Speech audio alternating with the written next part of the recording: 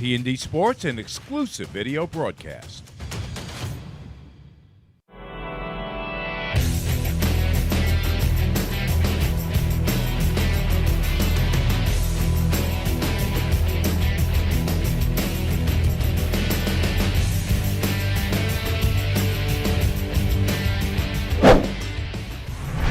Welcome to East Islip High School in Islip Terrace. Hi, I'm Greg Sarah of Newsday Sports, along with my sidekick, Andy Slauson, also of Newsday Sports. We're ready for what promises to be an exciting Suffolk Division II football semifinal between Northport and East Islip. And Andy, you saw the first game between these two teams. They both had terrific seasons.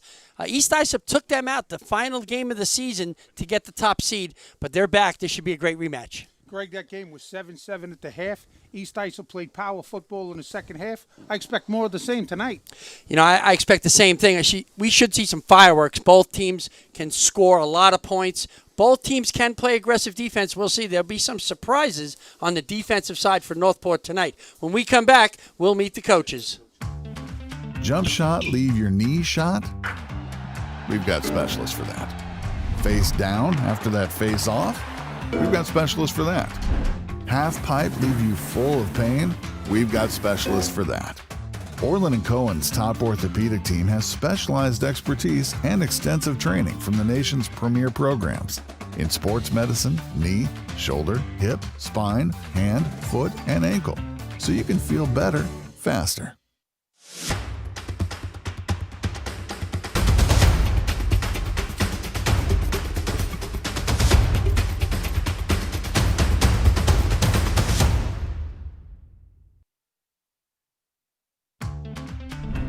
Not feeling the love after your last tennis match?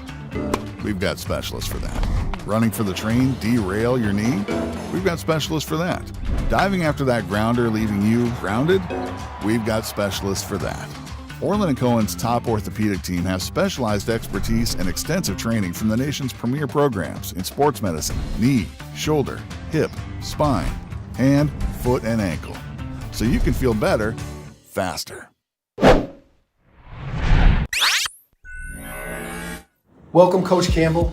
Good luck this weekend. Just a few questions for you. First is, has anything changed in terms of your team's preparation for the semifinal matchup against East Islip this week? Because I know you had a tough fought game against them, second to last game, but anything thus far that you've changed going into the week?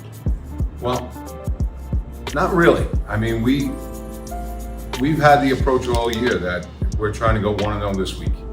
You know, so we try and just play to our standards every week. We try to, rely on our culture. We have a really tight team. They have great chemistry. We rely on that every week. And so we just preach 1-0 this week, 1-0 this week. So nothing really changes. Maybe, strategically, a couple things you want to try to do differently, but for the most part, we just want to play to our standards.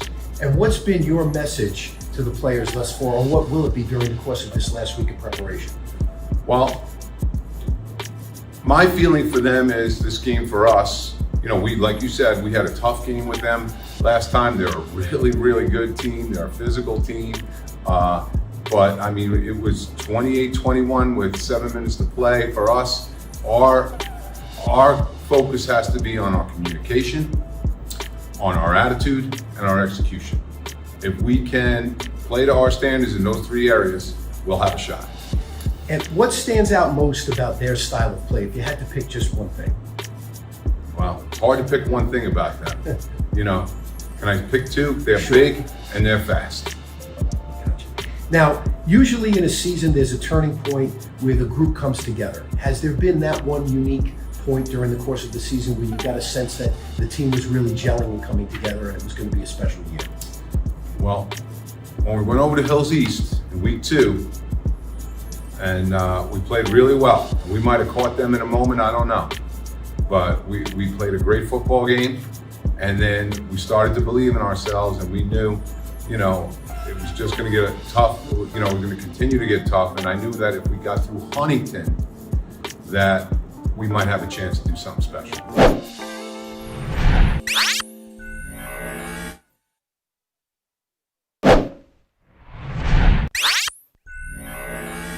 Okay, we're here with East Islip head coach Sal Champy. Coach, just a few questions leading up to the big game against Northport. Just your team's preparation this week. Has it changed?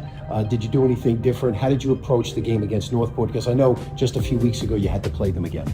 Yeah, and what I try to do really with any team in any situation is keep things consistent, keep them the same all the time, whether it's the first game of the season or a big playoff game. Just try to keep the kids even keel all the time, never let them get too high or too low.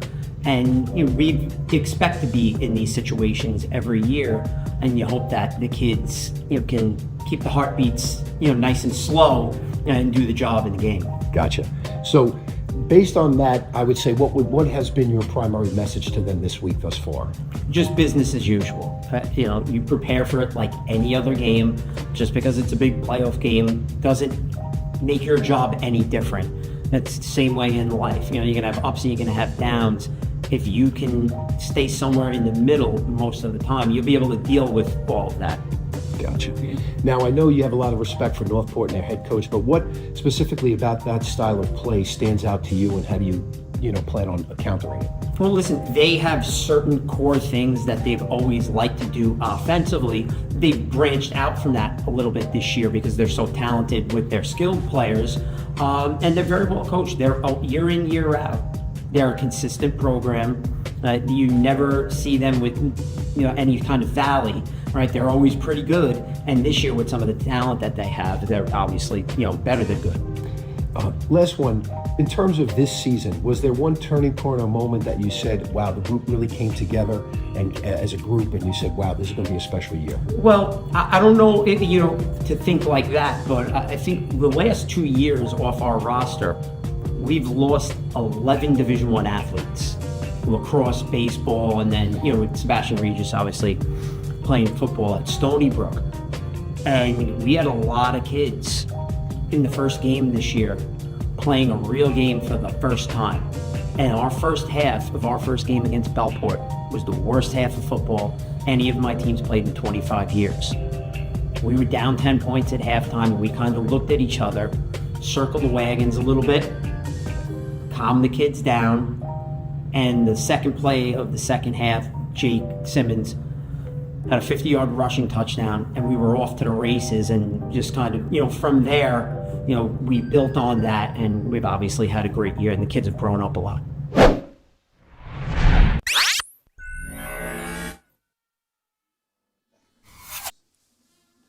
You've heard from Pat Campbell and Sal Champy, the coaches of the respective teams. And now Andy will check out the Northport Tigers roster, led by quarterback Simon Blissett. And they've had a fantastic season. Again, 7-0 into the final game of the regular season. Lost that game to East Islip. Won last week's quarterfinal football game. What do you expect out of Northport tonight? Well, Simon Blissett, their quarterback, is one of the top quarterbacks on Long Island. He can throw. He didn't run, I thought, maybe 1 or 2 times against East Islip early. Expect Simon Blissett to run more tonight. Okay, we check out the East Islip roster. And the first guy you got to look at is number 4, Jake Simmons. He's had a fantastic year. You would know that. You had that as a sneak pick in your fantasy football team, and he's been great. He did not disappoint. Jake's had over 1,400 yards rushing. He has 22 touchdowns, and he's really where it starts and ends with East Islip. And the quarterback, A.J. Iarati, he's really come on, done a great job over the last month of the season. He's one of the keys to East Islip winning tonight's game. An All-Long Island selection from last year. You can watch number 68, Dylan Bear, an outstanding guy on the line, both sides of the ball. The keys to the game for Northport, Andy, find a way to neutralize East Islip's physicality. We saw that in the first game. East Islip pretty much took that game over in the second half, a 7-7 game, and blew them out in the second half. They wear you down with that big, strong line, and they run you over, Greg. Their tackles, Evan Gordon, and as you mentioned, Bayer, those guys will maul you, and they wear you down. Northport's key is the offensive line needs to control the front and do much better. Now we go to East Islip. Contain Simon Blissett and wide receiver Grayson Cabrera, who had a monster game in the quarterfinals last weekend in a big win. No big plays. All right, don't let up a big play. They let up that big touchdown pass by Blissett last time they played each other. No mental mistakes on offense given Northport's complex defensive schemes, and control the ball on offense and be physical. And Greg, where you have Simon Blissett, they can score from anywhere on the field. He can run and pass, but I got to tell you, getting back to the old line, Northport lost perhaps their best offensive lineman done for the season. He got hurt in last week's game, and that was Liam Cassidy, their right tackle. So you're going to see they shifted a few guys on their line. They could be up against it without him this week. We wish him a get well quick as the captains meet at midfield. And they went to the coin toss, and they're getting ready for the opening kickoff. Northport at East Islip, Suffolk Division II semifinal, Andy. This promises to be a great football game. As we see East Islip getting ready for that opening kickoff. Everybody's pumped up here for a shot at the championship game next weekend at Stony Brook University. And you know, all football teams want to play at Stony Brook. Of course they do. And you know, Greg, you look at the great histories of these teams. East Islip has been in 25 Suffolk football finals since 1972. They've been in 3 of the last 4. They won it in 21 and 23, lost it last year to Hills East. They're looking to get back. This is another game where they just go to work. Northport's been in, I believe, 4 finals all time. Their the last time they've won a final was 91, but they were in it 3 years ago against West Islip. They're looking to get back to Stony Brook. You look at this Northport football team, and Pat Campbell and his staff has just done a tremendous job. They're looking to avenge that regular season loss in the final game of the season where they lost the top seed, or this game would be over in Northport. And that's true. What do we miss? We missed that 300-piece outstanding marching band over in Northport. I thought they would bring them here tonight. I was kind of looking forward to that. Yeah, they don't usually bring the band to the other team. Bring the band on the road. You know, Greg, we'd be remiss if we don't mention Grayson Cabrera, number 21. He's a wingback for Northport. He can run the ball. He can catch. He's super on defense. Much bigger player than we thought earlier in the season. 6'1", 210. I mean, that's a big guy. You know, he's committed, I believe, to UMass for lacrosse. That might change. When I was visiting with Coach Pat Campbell the other day, he said, this guy's getting a lot of offers from FCF schools now. East Islip ready to kick off at number 14, Blake Redding, a sophomore.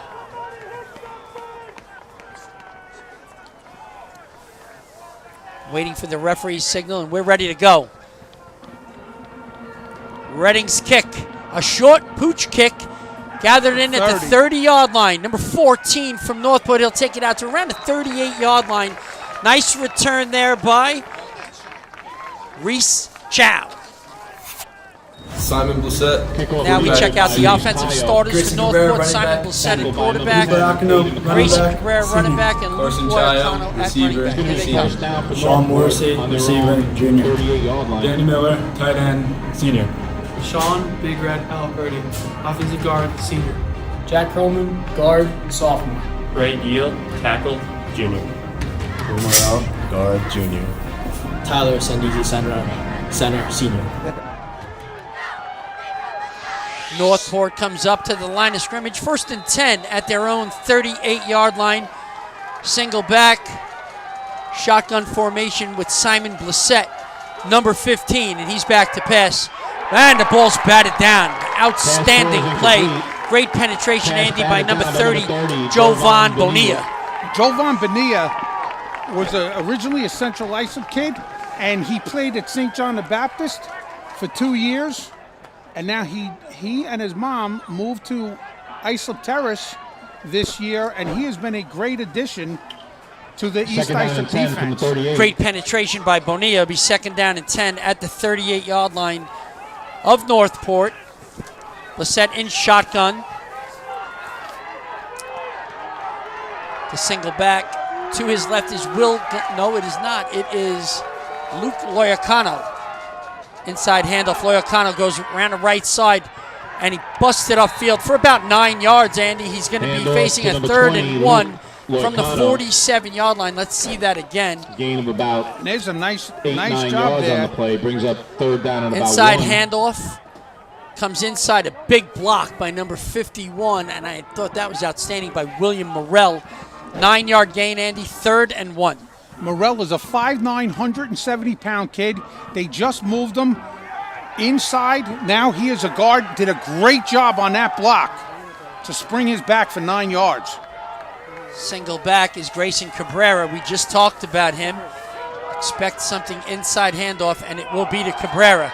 And he takes it outside the left tackle for a first down. Pickup of 3 yards on the play. 1st and 10, Northport at midfield.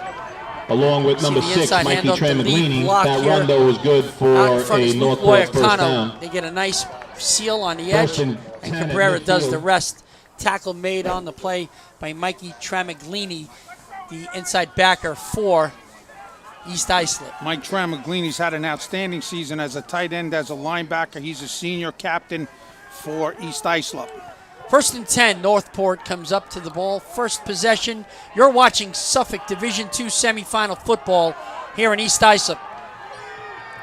Lissette back in the shotgun, trips to his right, and again, he throws it to the right side, and a quick tackle made by Tremaglini. Outstanding coverage on the play, short pass. Pickup of 2 yards. It'll bring up a 2nd down and 10. And again, Bonilla in his face as he delivers the pass. Just past the out of reach of Bonilla. And a nice catch by number 20, Luke Loyacano. Well, Greg, they moved Bonilla he started out as a linebacker. They moved him to D-end because they think he can get more pressure on the quarterback. So the last half of the season, he's been at that D-end spot, and he's wreaked havoc with the other teams. And they'll move those guys around on the line. Second down and 8. Blissett in shotgun. Twins to his left. Single back. Inside handoff again. This time to Loyacano. Nice play on the outside. Again, Tremaglini. This guy's all over the field. He's got 3 tackles already. Tremaglini, like I said, he's been a stud. He's been on the varsity for 3 years for them. Worked real hard. Again, he's a captain. And he's what East Islip football is all about. Just work hard, keep your mouth shut, get coached up by South Champion, these guys, and become a great high school football player. Pickup of 2 brings up 3rd and 6 at the East Islip, we'll say 46-yard line. Nose of the football just touching the 46-yard line. Blissett in shotgun, trips to his right, top of his screen. Shotgun snap, back to pass, down the middle of the field. Finds his receiver, but just off the fingertips of a leaping number 9, Ryder Mag. It'll bring up a 4th down and 6. Well thrown pass. Just a quick post. Past the secondary. He has his receiver wide open. A tough play, though. It'll bring up a 4th down and 6, and they'll bring on the punter. Number 21, Grayson Cabrera, who also does the punting for the Tigers. Talk about a Swiss Army knife, Greg. This kid does everything. Offense, defense, special teams. Pat Campbell told me yesterday when we were visiting with him that this kid is an impact player at all 3 phases of the game. Kick is away. Back to receive. And he's going to let the ball roll dead is P.J. Gannon, number 8. Ball's downed at the East Islip 15-yard line. 1st and 10 for East Islip. It's about a 29-yard punt. It's going to be 1st and 10 for East Islip. Now let's meet the Islip offensive starters. Senior. Nico Myers, receiver, senior. Patrick Dagger, receiver, senior. Aiden McConnell, receiver, senior. Edison Medley, wide receiver, senior. Michael Tremolini, tight end, senior. James Fred, tight end, senior. Dylan Bayer, guard, senior. Evan Gordon, right tackle, junior. Logan Handwriting, left guard, junior. Mikhail Jablonski, left tackle, junior. Jason Aldman, center, senior. 1st and 10, East Islip with the football at their 15-yard line. First possession for East Islip. Coach South Champy sending in the play to quarterback Aiden Iarardi. Inside handoff, and it's bottled up. Maybe a short gain. They go right away to their workhorse, Jake Simmons, and we could see a lot of him tonight. You'll see Jake carry the ball 25 to 35 Tackle by times in this 58, game, Tyler Greg. Norton. You'll see the East Islip line play smash mouth football, and they'll come up and they'll just run Simmons all over the field and poke and prod till they get that big play they're looking for. Nice job up front by Jack Cromine and Tyler Norton on the stop. Short gain, 2nd down 8 from the East Islip 17-yard line. We're early, first quarter, 8:05 remaining. And Iarati's going deep, play action, wide open. Number 3, and the ball's loose. Stripped in the open field and picked up and ruled dead at the 42-yard line. First down, going the other way, Northport. An outstanding play call, and Iarati throws it out there. Deep down the side, way behind the secondary, but he's got to slow down and make the catch. Is number 3, Eddie Simonetti, but he's stripped by Loyacano. And right on the ball, quickly, number 21, Grayson Cabrera, like you said, Swiss Army knife. He is everywhere on the football field. And those two guys are great on both offense and defense. They proved it right there. They give up the big play, but then they strip them. And East Islip fumbles it, and Northport recovers. And they're in good shape at, the 42-yard line. His knee was down, Cabrera. That's why the official correctly called him down at the spot. And Northport takes over at its own 42-yard line. Man, that was close. That could have been a long touchdown play if the ball was thrown out a little bit further. He had to wait on the pass. 1st and 10, Northport at their own 42-yard line. Inside draw, Blissett up the middle. He'll pick up 8. Just shy of midfield, Simon Blissett on the quarterback draw. Designed run, well blocked. We watch the interior of that Northport offensive line. Nice work, Tyler Norton, and then getting downfield. And that looks like number 56, Jack Cromie. And Greg, Tyler Blissett with that one run already has more yards in this game than he had rushing in the first game 2 weeks ago.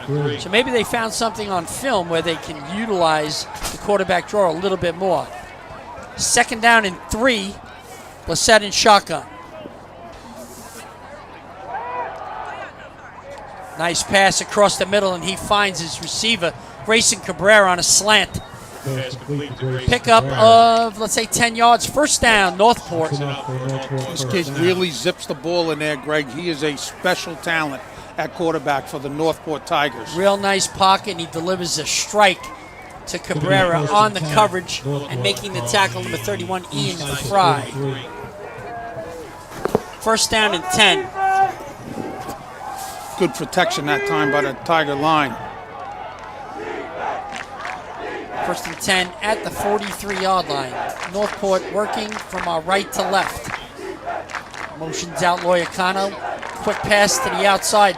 Nice job on defense by Simmons. And somehow Loyacano got away, but great gang tackling. Everybody running to the football. Now, great football play by Simmons, forcing the action deep in the backfield. Then as the receiver escapes his grasp, watch the pursuit of the East Islip defense. Nobody gives up. That's taught in practice. Everybody rally to the football. Look at this. It's Bonilla. You have a horde of guys coming. You got to love that as a coach. Christian Burnett, and then finally they bring him down at midfield. Loss of 7 yards. It'll bring down 2nd down and 17 for Northport. So what do you think? Does he go deep? Oh, yeah.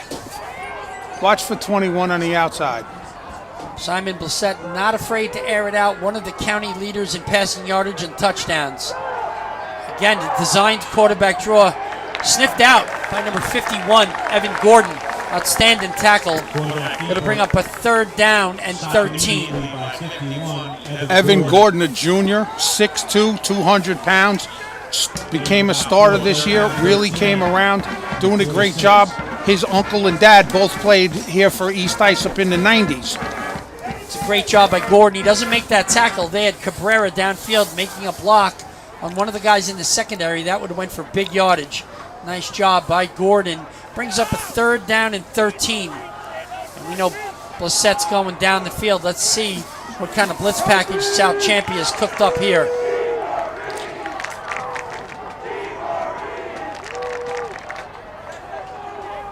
Blissett in shotgun, 2-step drop, quick release. on the outside.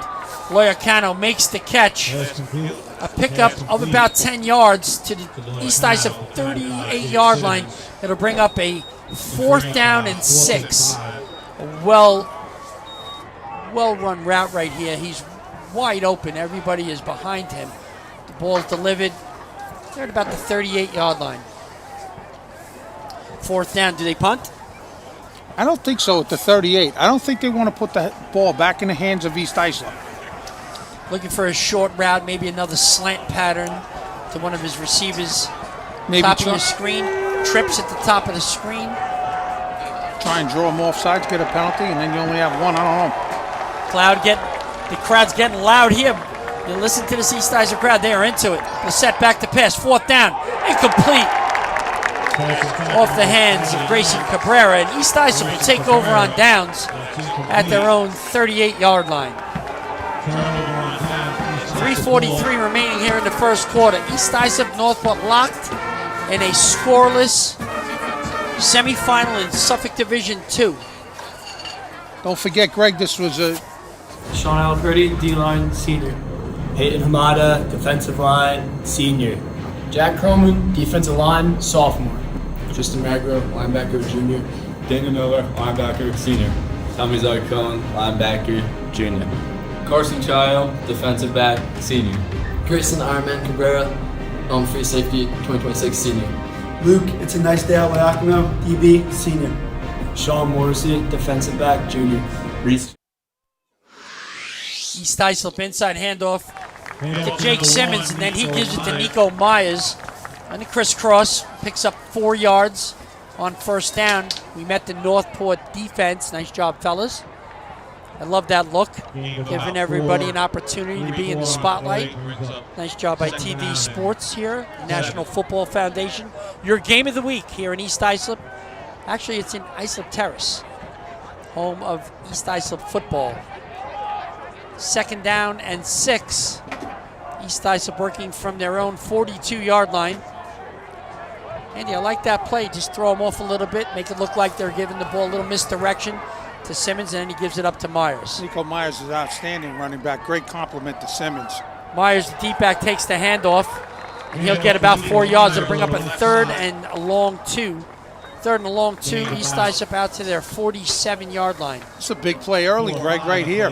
Big statement play by both teams right here. Well, last time East Islip went with the play-action pass, they got the receiver deep behind the Northport secondary. It looked like it would be the first score of the game. A long pass to Eddie Simonetti, but he was stripped of the football. Northport took it over. They drove 20 yards in 6 plays and took 4:08 of the clock. And that might be part of Northport's game plan, is to keep that East Islip offense off the field. You're not going to see a play action on this, I don't think, with 2 yards. Best back through your best hole. Iorati under center. Inside handoff. Nice hit in the backfield. And Simmons just doesn't go down. I think he squirmed his way for the 1st down. It's going to be close. I thought he got it. Yeah, it sure looks it from up here. But what do we know? Signaled by the white hat. That was your referee, Carl Superino, also known as Santa Claus. You knew that too, right? That he does Santa Claus for the underprivileged kids every year? It's one of the best things I've ever heard, Greg. One of the best officials of all time in any sport on Long Island. Great person, great official. Super human being. Carl Superino. Who else is on that staff? Matt Birch is the umpire. The line judge is Blake Crespo. The head linesman is Blake Ephraim. And the back judge is Joe Santarelli. 1st and Another 10. Great guy. Iorati going deep.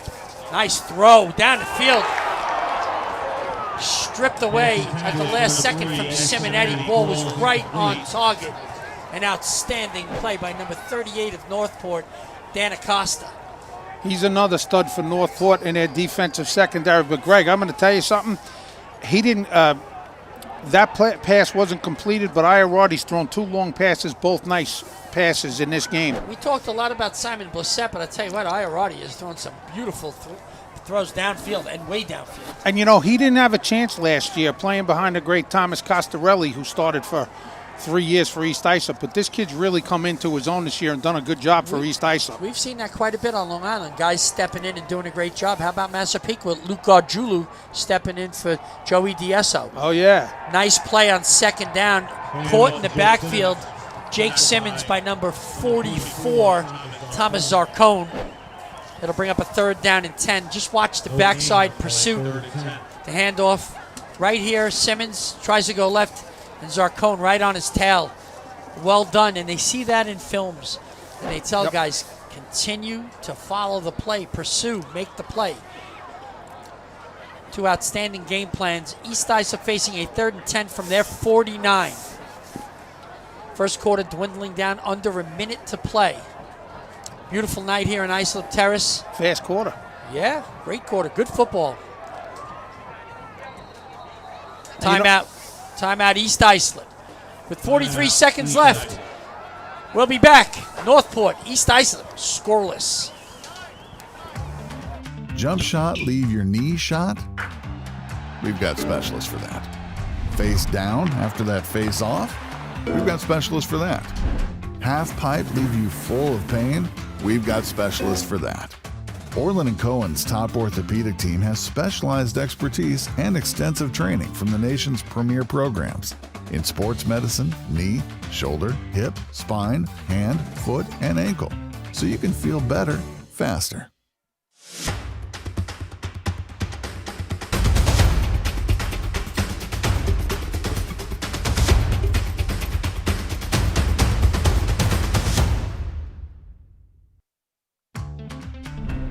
Not feeling the love after your last tennis match?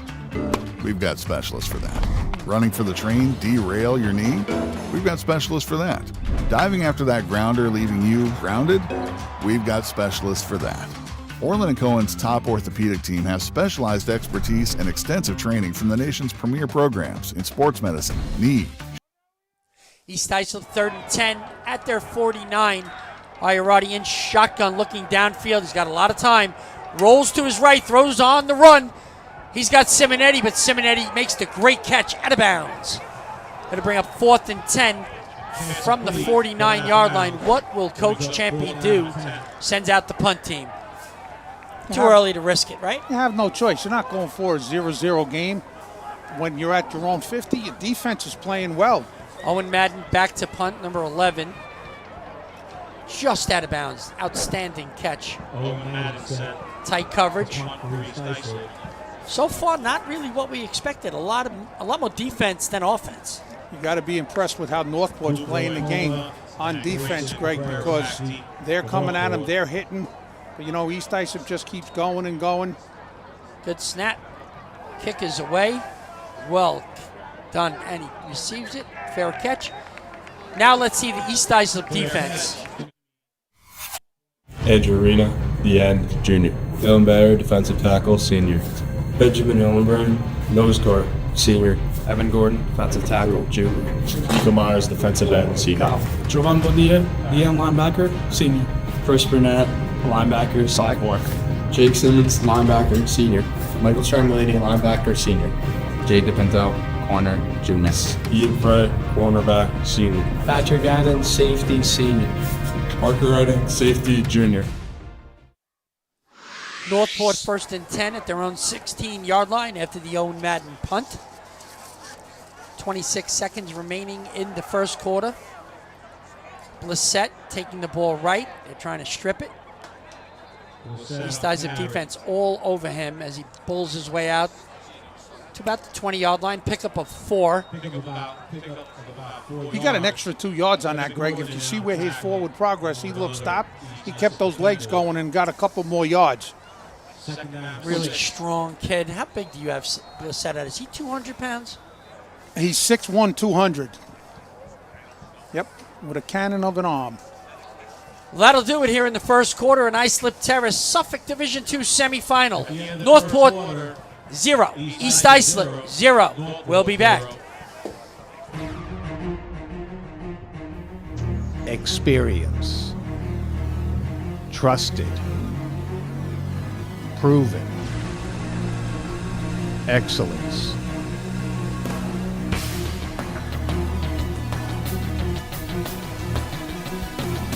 Over 20 years of professional sports video production.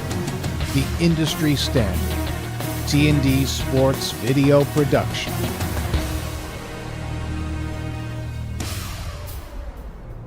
Whether it's a single game, a whole season, or a college recruitment video, T&D Sports is your one-stop video solution.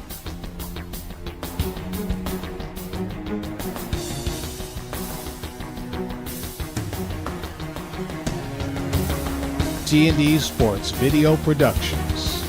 All sports, all levels, all the time.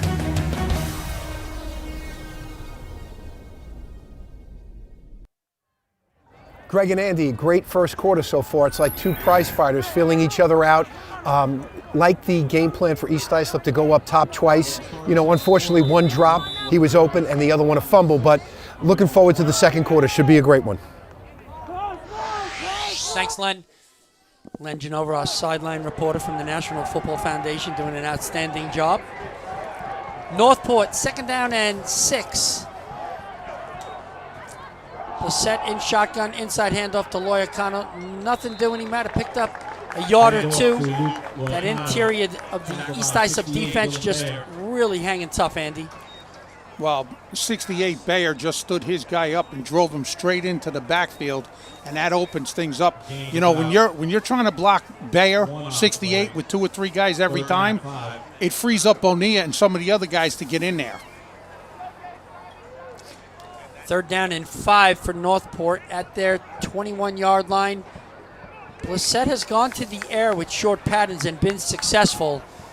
He'll go twins to the bottom of our screen to his right. Single back. It's a big play. They need to flip the field position. Quick out. Goes to number 9. Oh, and a big hit. Big play, number 8, P.J. Gannon. Great coverage by 16, Jaden DePinto. And they're going to hold them short of the first down pickup of maybe 2. It'll be 4th down and 3, and Northport will be forced to punt. Great job. 3 guys on the tackle. And I failed to mention that Simmons was there too. 3 guys on the tackle. Excellent job. Greg, and a lot of that is coaching. You get these kids from East Islip. I've been watching them play for 40, 50 years. They play like robots. They just don't get in bad position. Low snap on the punt. A fair catch made by Nico Myers, and East Islip will take over at their 47-yard line, Andy. It's the best field position of any team for the game. You know, you're starting in the other team's spot, and they have a good field goal kicker in Chris Corius, so they don't need to go that far to get in the red zone. James C. Metzger's Suffolk County chapter of the National Football Foundation is proud to host tonight's county semifinal matchup between these 2 outstanding teams from East Islip and Northport. The National Football Foundation will also like to recognize the presenting sponsor of Orlin Cohen Orthopedic Group, a proud supporter of high school athletics across Long Island. 1st and 10, Nico Myers going right, and he's not going anywhere. Outstanding play on the edge by number 20. And that looked like Luke Loyacano. Again, Myers in the Wildcat formation, takes the snap, tries to go around the right end, following a block by Jake Simmons, but Loyacano will have none of it. A loss of 1. It'll be 2nd down and 11 for East Islip. You have to be impressed with the play of Luke Loyacano. He's been all over the field tonight, and on defense, we knew he was good on offense. He's even better on defense than his coach told us. 2nd down and 11. Inside handoff goes to Simmons. He plows his way for about 3 yards, maybe 4. It'll bring up a 3rd down and 7. Greg, this is a lot like the first game. Like I said, that was 7-0. Northport ended the first quarter, 7-all at the half. East Islip just kept poking and prodding, and they wore them down in the second half. Those big bodies. Koa Jablonski, the lead block on that to get him out for a couple of yards, 3 or 4 yards on the play. It'll bring up 3rd down and 7 for East Islip at the 44-yard line of Northport. Iorardi under center. Handoff goes to Simmons. He's got a lane, and he's going to take it down to the Northport 34 for a 1st down. See, Greg, that's exactly what I'm talking about. They keep poking and prodding, the little hits, and then boom, they run that little off tackle. Outstanding run here by Simmons, but look at the blocking. Jablonski's downfield. You're getting good blocks on the outside by Mikey Tramaglini. Logan Hanratty, 71, the left guard. The center, Jason Loudman, 76, doing a great job opening that hole. East Islip 1st and 10 at their 34-yard line. Iarati back on the center. The lone back looks like Simmons. And they're going to go to the right side. And here they come. Again, off tackle, getting big holes. Simmons taking advantage of another huge gap in the line. Big block by Dylan Bear. And Evan Gordon, 51, the right tackle, just obliterated his man on that play. Good job by Mikey Tramaglini, the tight end on that, number 6. East Islip starting to impose their will a little bit. Big block by number 31, Ian Frey. Ian Frey did a great job on that. 2nd down and 1, East Islip on the move. Their deepest penetration in Northport territory. Iarati calling another back into the backfield. Looks like Nico Myers, inside handoff. He goes up the middle behind the block from, it looked like Logan Hanratty. And they're going to get 1st down. Looks like they use Myers in all the short yardage situations for the tough yardage. And it looks like Simmons is a really good lead blocker. Simmons is an outstanding lead blocker. Coach Champion was telling me yesterday, you know, he's not just a guy that runs the ball. He never takes a play off on offense or defense. That's why he's a captain.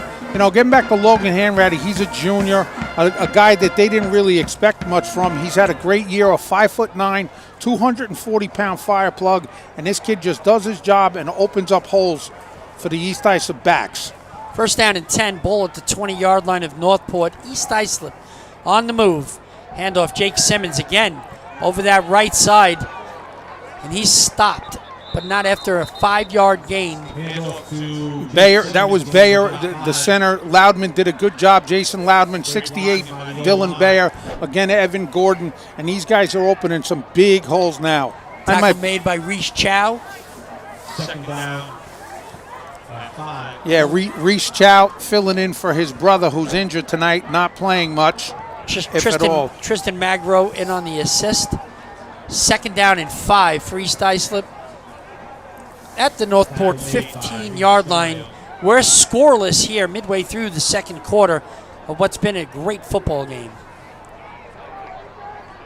Iarati back, shotgun, handoff to Myers. He cuts inside. He's going to make it to the end zone. Touchdown, Nico Myers. 15 yards. Great downfield blocking, Andy.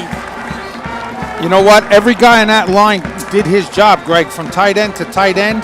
Like I said, we really saw them start to open up holes on the line. Really nicely devised play, and watch Myers. First of all, he gets a tremendous block on the outside by number 6, Mikey Tramaglini, and then downfield blocking is just outstanding. Guys staying on their block. Eddie Simonetti, just really well done, well devised. And now we go for the extra point kick, number 19, Chris Correas, the kicker from East Islip. And the kick is up and good. And East Islip takes a 7-0 lead here in a Suffolk Division II semifinal.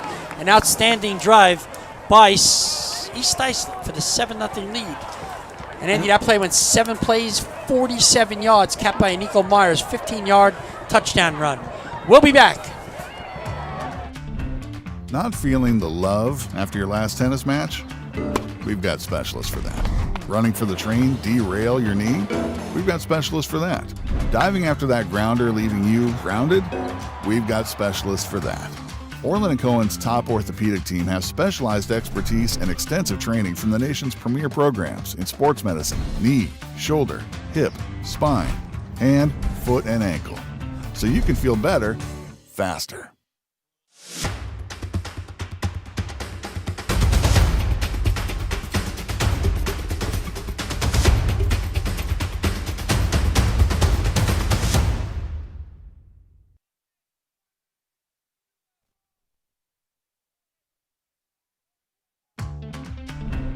Not feeling the love after your last tennis match? We've got specialists for that. Running for the train, derail your knee? We've got specialists for that. Diving after that grounder, leaving you grounded? We've got specialists for that. Orlin Cohen's top orthopedic team has specialized expertise and extensive training from the nation's premier programs in sports medicine, knee, shoulder, hip, spine, hand, foot, and ankle. So you can feel better, faster. Welcome back to Islip Terrace. Greg Sarah of Newsday Sports, along with Andy Slauson of Newsday Sports. It's a good one, Andy. It's great. We expected a good one. Kick into the right corner, gathered by number 9 from Northport, and that would be Ryder Mag. Takes it about 6 yards out to, looks like the 29-yard line where they mark it. Northport will take over 1st and 10 at their own 29. Your thoughts on the first touchdown drive? 7 plays, 47 yards, pretty methodical. East Islip gets good field position, and they start opening those huge holes. I think I could have fit through 1 or 2 of those, and they went right down the field and scored. You seriously think you could have fit through one of those holes? One of them. I mean, Bayer creates some wide holes on that line, man. And you're fast.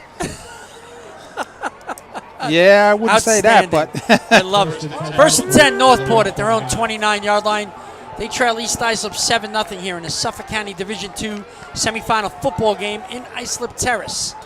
Simon Blissett inside handoff to Luke Loyacano, and he's met right at the line for no gain. And again, East Islip right on it. P.J. Gannon with the tackle. P.J. Gannon, Mikey Tramolini, those guys have been coming up making big hits the entire season for East Islip. You just look at the teamwork. I mean, Jake Simmons comes up, takes the first blocker out of the play, and then Gannon fills the gap immediately on top of him. That's a great job by the secondary of East Islip. 2nd down and 9 as they give him a short 1 on the carry. Blissett back in shotgun to his left. Loyacano fakes the handoff back deep, and the ball's batted down again by Bonilla. Bonilla's getting tremendous penetration. Jovan Bonilla, outstanding, coming up the middle. He's playing a whale of a game, Greg, and if you watch what they're doing to Bayer, 68. They're trying to double team him and chip him with that running back. Great block on Dylan Bear by Tyler Senra, kept him completely out of the game. He was single blocked on it. It was man on man. Bonilla is finding lanes to get in the backfield. He's coming through the A gap. We've seen him come around the edge. He's all over the field. They're moving him around. And he's super athletic and making big plays as we see guys telling everybody where to go. Bear telling the defense where to line up. He is now to the right of the quarterback, Blissett, coming over the right tackle. And it's a bull rush. And again, Bonilla in his face with the throw. And it's incomplete. Looking for Loyacano on the wheel route.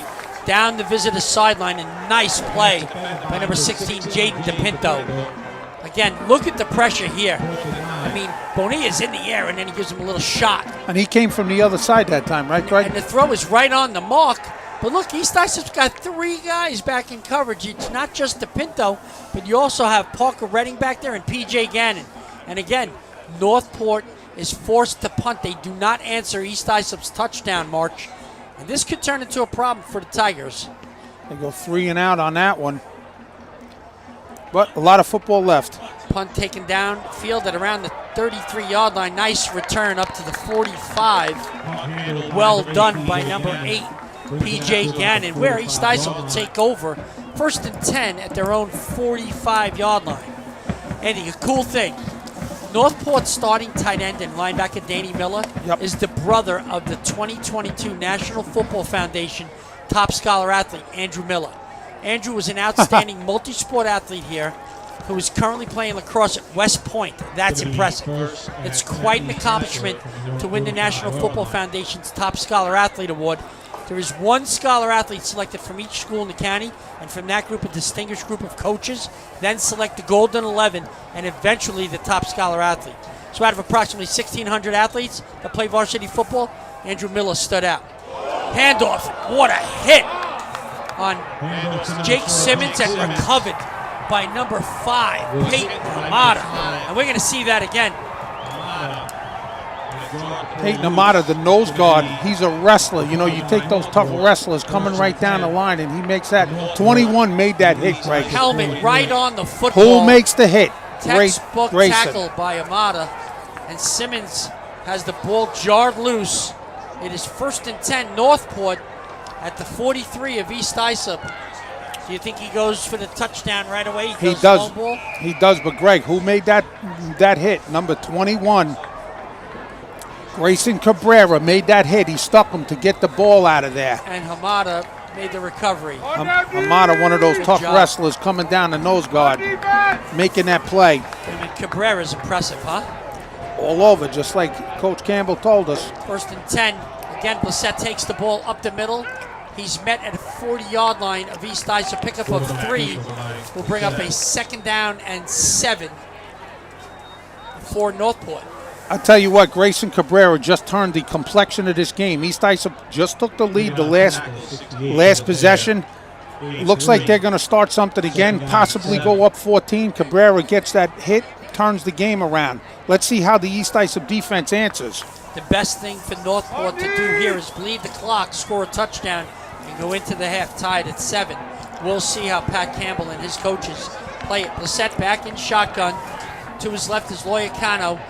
Let's find Bonilla. He's top of your screen at the defensive end. He's coming hard. Throw down the middle of the field. Well done.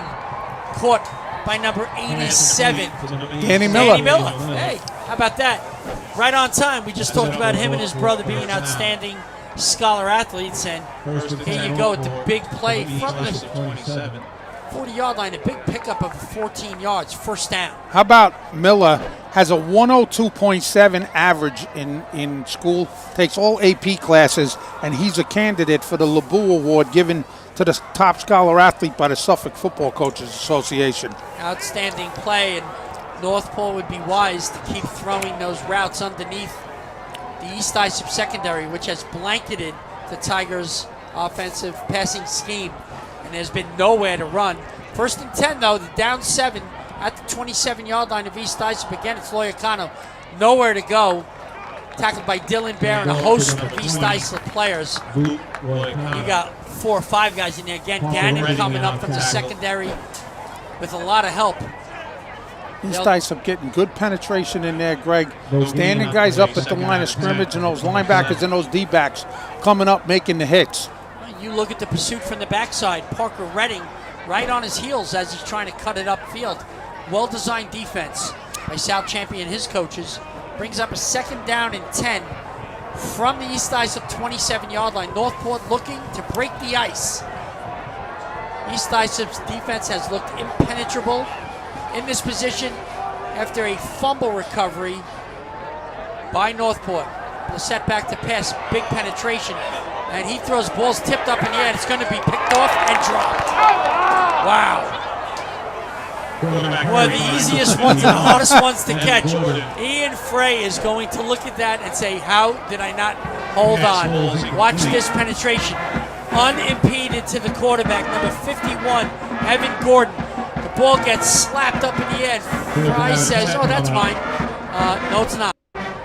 Wow. Hey, Ian Frey, that's okay. He was right there.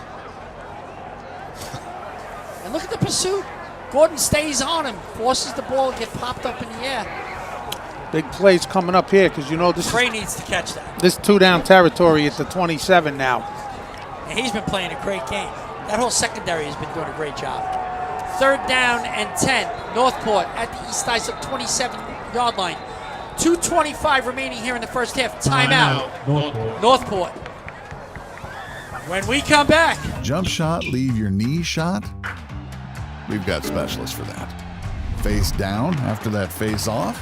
We've got specialists for that. Half pipe leave you full of pain? We've got specialists for that. Orlin Cohen's top orthopedic team has specialized expertise and extensive training from the nation's premier programs in sports medicine, knee, shoulder, hip, spine, hand, foot, and ankle, so you can feel better, faster.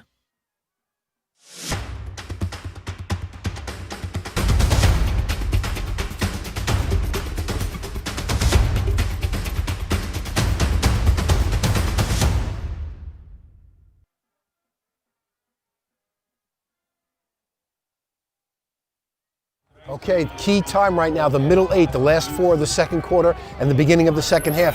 That could have been a key drop by East Islip right there. They lost a big opportunity, and we'll see what Northport does right now and see if they can convert.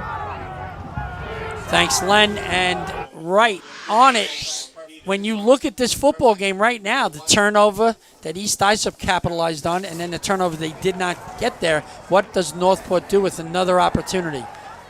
Throw to the outside, incomplete.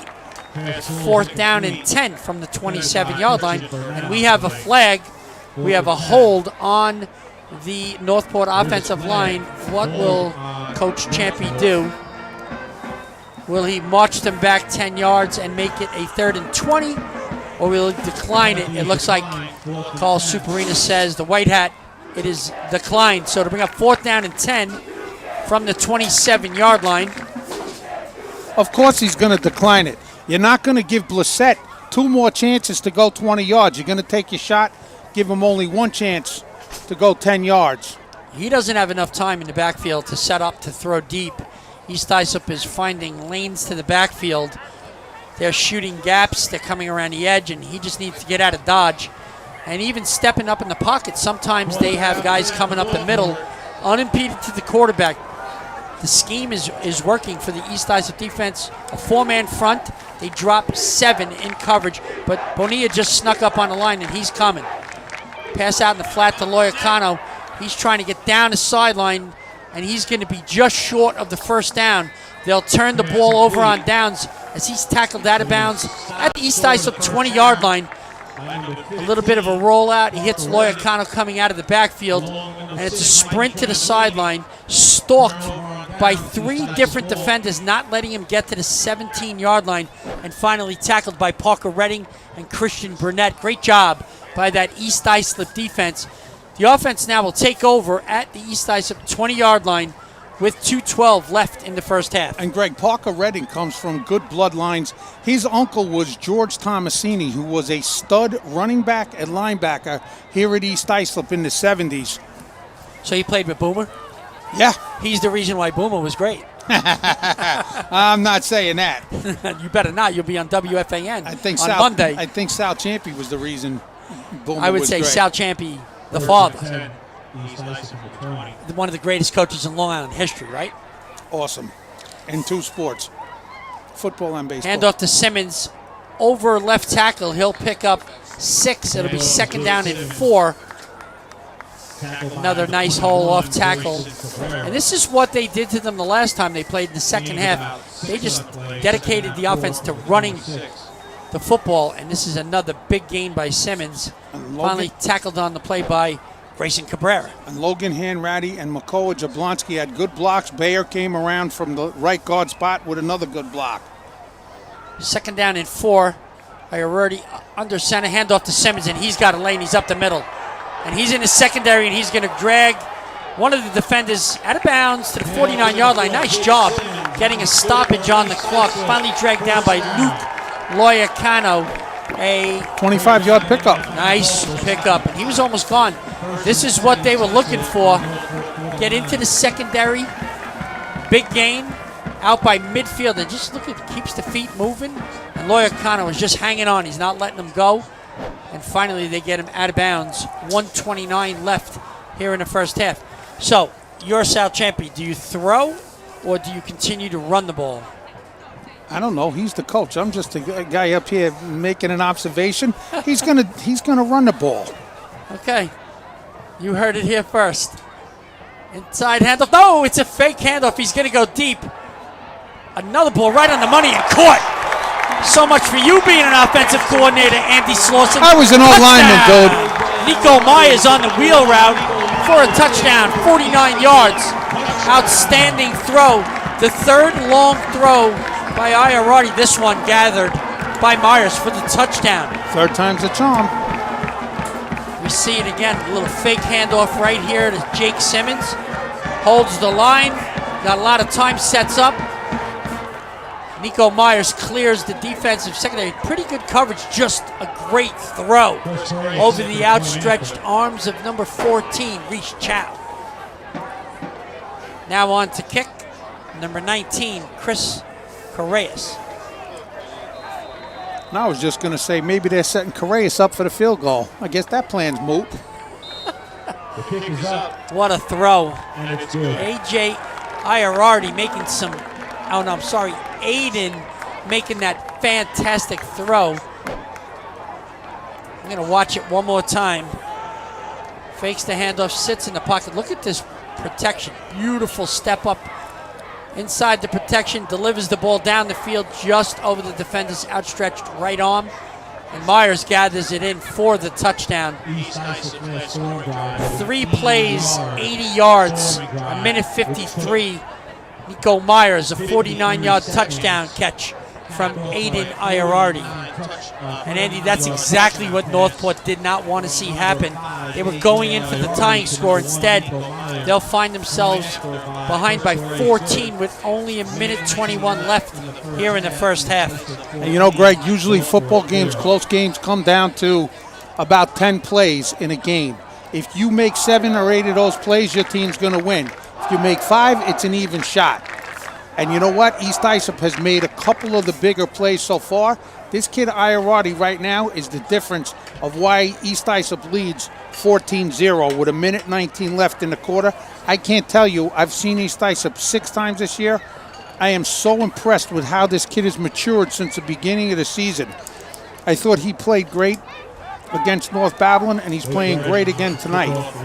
You're watching the National Football Foundation's Game of the Week on YouTube and TD Sports video production. I'm Greg Sarah from Newsday Sports, along with Andy Slauson, who is not an offensive coordinator, also of Newsday Sports, but was an outstanding athlete in high school football and wrestling. How's that? That's great, but I was just an offensive person, period. East Islip leading 14-0, 1:19 remaining here in the first half in a Suffolk Division II semifinal in Islip Terrace. This game being brought to you by Orlin Cohen Orthopedic Group and the National Football Foundation Suffolk County Chapter, the James C. Metzger Suffolk County Chapter. And a short kick again, taking it around the 33-yard line. Nowhere to go as East Islip gang tackles the kick returner, and it looked like it was number 38 from Northport making that catch, Dan Acosta. So, Northport down 2 touchdowns, over a minute left. Let's see what the 2-minute drill looks like for the Northport Tigers and quarterback Simon Blissett, who's really been held in check throughout this first half. And he's had an outstanding season. He's played great, Greg, but I got to get back to a point you just made. I was not, by any stretch of the imagination, a great athlete. You're too kind. I was an average high school athlete, but I'm still friends with my coaches and my teammates 45 years later. All right. I might have overblown it, but you're an outstanding historian. Well, that I'll take credit for. Thanks. Statistically, there's nobody that can match you. First and 10, Northport at the 36-yard line of the Tigers. They're down 14 points. Blissett's going to hand off, a double handoff. Nice play, and here comes Grayson Cabrera down the home sideline, and he's going to pick up 14 yards and a first down. Grayson Cabrera going around the right end. Double handoff, inside handoff to Loyacano, who gives it to Cabrera, clears the outside, and he takes it down the field. Good block downfield by number 10, Sean Morrissey, and Cabrera stopped at midfield. Clock is moving, 57 seconds and counting. It was a great play to pick up a quick 14 yards. Inside fake, and throws down the middle of the field. It's going to be picked off under pressure. And that was Dylan Bear. And number 51, it looks like William Morrell. No, I'm sorry, number 51. Evan Gordon was in the backfield again. Seems like he's been spending a lot of time in the backfield here in the first half. The interception made by Mikey Tramaglini. Was that him making the diving interception? No. Number 8, P.J. Gannon, the safety, coming up and making the diving interception with 45 seconds left. Okay, now they play for the field goal. Maybe not. Maybe not. The way Iarardi is throwing the long ball, I'd let him air it out again. You gotta have one of the Pacey brothers from Huntington from back in the 90s in there throwing a pitch pass, man. Would it be John Pacey or James Pacey? Either one. They were both studs. Both outstanding. James Pacey, Dr. Pacey, will be joining us at halftime in today's telecast to talk to us about Orlin Cohen Orthopedic Group and their support of high school athletics across Long Island. And I'm right. Iorati going deep. Wide open is Gannon. And he makes a great catch. Tackled by number 10. And that looked like Sean Morrissey right there. Big play. 23-yard completion, 24 as they mark it at the 38-yard line. Clock moving, inside handoff to Simmons. Off left tackle, he works his way outside the perimeter, and he's going down the sideline. Breaks a couple tackles. It's forced out of bounds with 19 seconds remaining. Well, that's a great play. They picked up a quick 8 yards on that, Greg. Actually, they picked up the first down on that. Just a really good job of working his way outside, shedding a couple of tacklers, getting a good block downfield, tiptoeing that sideline, and finally knocked out of bounds at the 27-yard line of Northport. And could they stick another one in before the half? And that would be just backbreaking for the Northport Tigers. Well, Coach Champy's looking for at least 3. You can bet on that. He wants another good 7 to 10 yards to make this field goal a little closer for Corias. Great call. Shotgun, and he goes quarterback keep up the middle of the field, and potentially putting the ball in position for a long field goal attempt with 12 seconds remaining. It looks like a 9-yard gain for Iorati up the middle. And Greg, now you'd probably take one more shot, a quick out pass. Timeout, East Islip. Right here you take one more shot, maybe. I might take a shot. I might run Simmons on a draw. Nah. He's got a lot of options right now because they have the defense backpedaling so badly. They don't know what's coming next. That was a brilliant call. Quarterback goes back to pass, and there was a huge hold. They just pushed the guys in the A-gaps out of the way, and he takes it for 9. Now they're in fairly good field goal position, and right now it would be The ball's at the 19, so you're talking about a 36-yard field goal? Yeah, and he's got a good leg, so I would say Corias has kicked 3 field goals this year, all couple 33, 34, and a 22-yarder to go with his 34 extra points. He's another soccer player, came over, never kicked the football. Coach Champy recruited him, turned him into a good kicker. We want to welcome in another ton of viewers on YouTube watching T&D Sports video production. Welcome to the broadcast of the East Islip Northport Suffolk Division II semifinal here in Islip Terrace. East Islip leads 14-0. Iorati back to pass on 2nd down and 1. He throws it in the end zone, and it's caught! Touchdown! Number 3, Eddie Simonetti. Another great throw by Aiden Iorati. Boy, as he arrived, Andy Slauson, what a first half for Iorati. This kid is so impressive. And you know, Sal Champy has great confidence in the kid to make these plays, and he's doing it.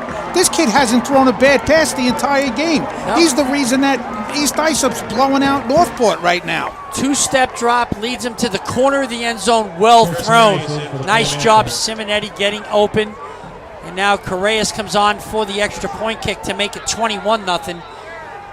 East Islip scoring 2 touchdowns in the final 2 minutes of the first half and opening a 3-score lead with 8 seconds remaining here in the first half. Our statistician, Jared Veluzzi of Newsday Sports, comes over and says 4 plays, 52 yards in only 34 seconds. The touchdown pass, Iorati, 18 yards to Simonetti. Nice job, Jared Veluzzi. 7 seconds remaining officially here in the first half. And Northport is up against it, Andy. This is going to be a tough mountain to climb. And East Islip, they're firing all cylinders. But what I'm really impressed with is the defense. The defense looks great. You know what I'm impressed with, Greg? They are great. But I am really impressed with the game plan of the coaches that Sal Champy put this together. You know, they didn't really expect much this season. 5-3, 6-2 team, and here these guys, they're 8-1, and they're going to go back to the final. So you look at some of the guys they lost. They lost Anthony Costarelli. Is that his name? Anthony Costarelli? Thomas. Kidding. Everybody always says that. Thomas Costarelli did that for his father because his father's the best.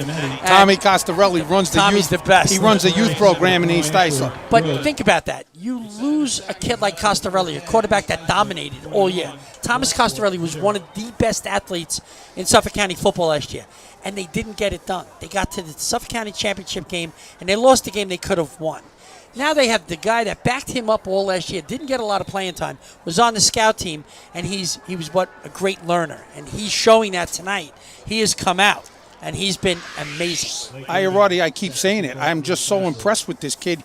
He is as good as any kid for the first half he's played this year that I've seen this entire year in Suffolk County football. They're ready to kick off. And Jake Simmons only ran a few times last year, and he's been great this year as well. Another guy that came out of that youth program that's just an outstanding athlete. And a kick return for Northport, number 9 taking it up the field to midfield. That would be Ryder Mag. Great job, and that'll do it here in the first half. East Islip scores 2 touchdowns in the final 2 minutes of play. And are we done? The officials are walking to the middle of the field, and are they saying it's over? Yes, they are. 2 touchdowns in the final 2 minutes of play. They open a 21-0 lead as we head to the locker room. East Islip 21, Northport 0. We'll be back. Jump shot, leave your knee shot? We've got specialists for that. Face down after that face off? We've got specialists for that. Half pipe, leave you full of pain? We've got specialists for that. Orlin Cohen's top orthopedic team has specialized expertise and extensive training from the nation's premier programs in sports medicine, knee, shoulder, hip, spine, hand, foot, and ankle, so you can feel better faster. Experience. Trusted. Proven. Excellence.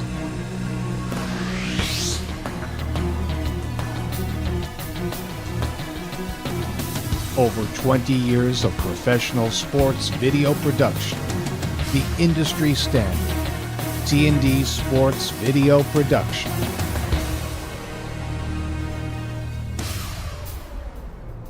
Whether it's a single game, a whole season, or a college recruitment video, T&D Sports is your one-stop video solution.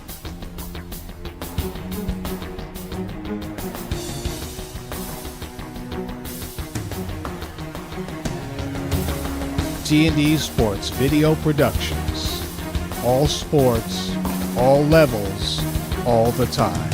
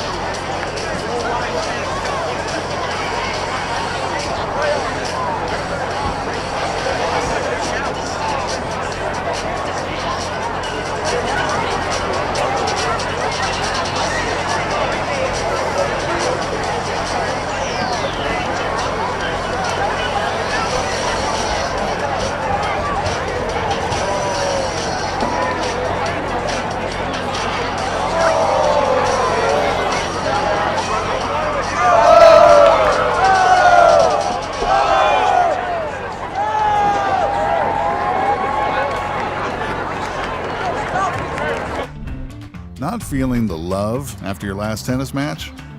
We've got specialists for that. Running for the train, derail your knee? We've got specialists for that. Diving after that grounder, leaving you grounded? We've got specialists for that. Orlin Cohen's top orthopedic team has specialized expertise and extensive training from the nation's premier programs in sports medicine, knee, shoulder, hip, spine, hand, foot, and ankle, so you can feel better faster. Okay, we're here with running back Jake Simmons. Jake, just a few questions about the upcoming game against Northport. How does it feel knowing that you're just one win away from the county championship game? You know, I'm very excited. I've already been to Stony Brook twice in my high school career, and hopefully we go back, and it's really what I'm looking forward to. Now, in terms of the energy, what has that been like so far this week in practice leading up to the game against Northport? It was snowing a little bit today. We were all having a little bit of fun. We're all really excited. It's pretty cold, which kind of stinks, but we got to embrace the weather and keep moving forward. Give us one word used to describe the team's mindset heading into the game. Probably tough.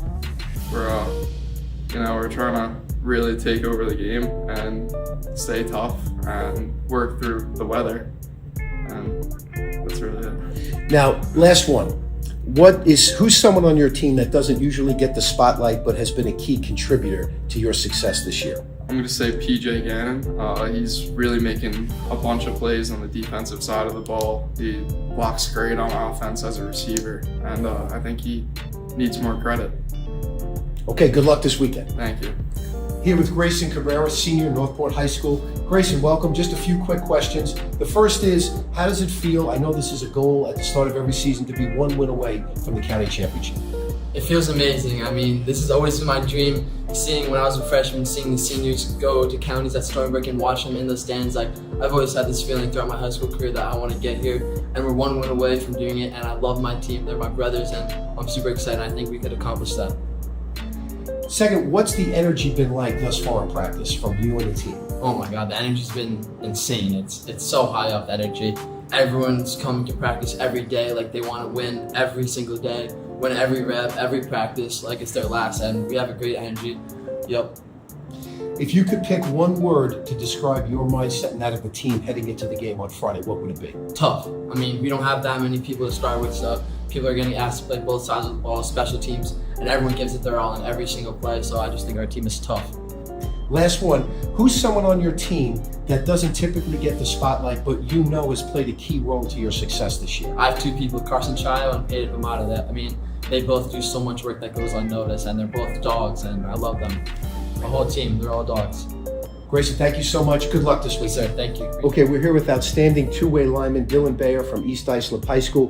Dylan, in terms of how are you feeling knowing that you're one win away from the county championship? Tough game this weekend against Northport High School.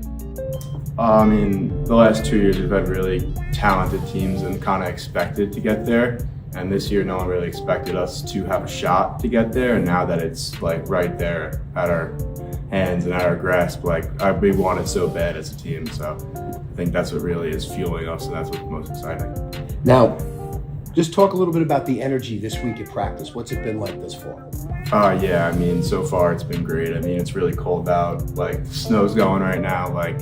The energy was just really high and good way to start off the week. And I think everyone kind of knows how important this week is. Go out and dominate and get to where we want to get to. I think that's really just everyone's goal. Get back to Stony Brook. Now, if you had to use one word to describe your team's mindset heading into this game, what would it be? Physical. Just get on people and just keep rolling, run your feet, and just dominate and just control the game. Gotcha. Now, just name someone on your team who doesn't usually get the spotlight, but it's been a key to the team's success this year. Joe Bonilla, when he's on our defense, just his presence alone, teams have to allocate 2 guys to block at him. They can't stop him with his physicality, and that's a big part of our defense and how it's been performing in the last few weeks. Dylan, thank you. Good luck this weekend. Thank you. Here with starting quarterback Simon Blissett. Simon, good luck on Friday, but just a few questions for you. First is, how does it feel knowing that you're just one win away from a county championship? I know that's been a goal of yours since you've been playing, as we've spoken about that, but tell us a little bit about what it feels like. It's awesome. My freshman year, the seniors on that team went to the county championship, and I can remember sitting in the stands, watching them play Belport at Stony Brook, and it's the coolest thing. The whole town gets behind the team. Everyone goes to Stony Brook. It all gets packed out. It's an awesome experience.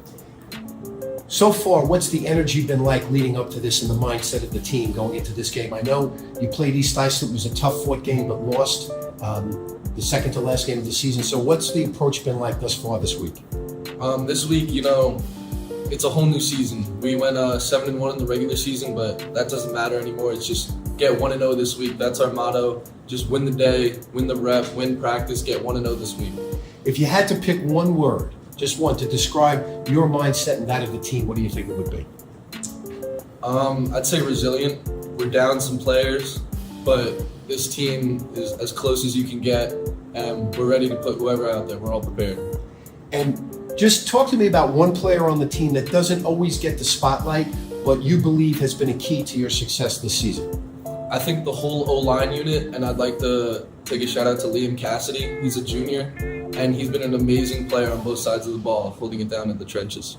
Congratulations on the year and good luck this week. Thank you.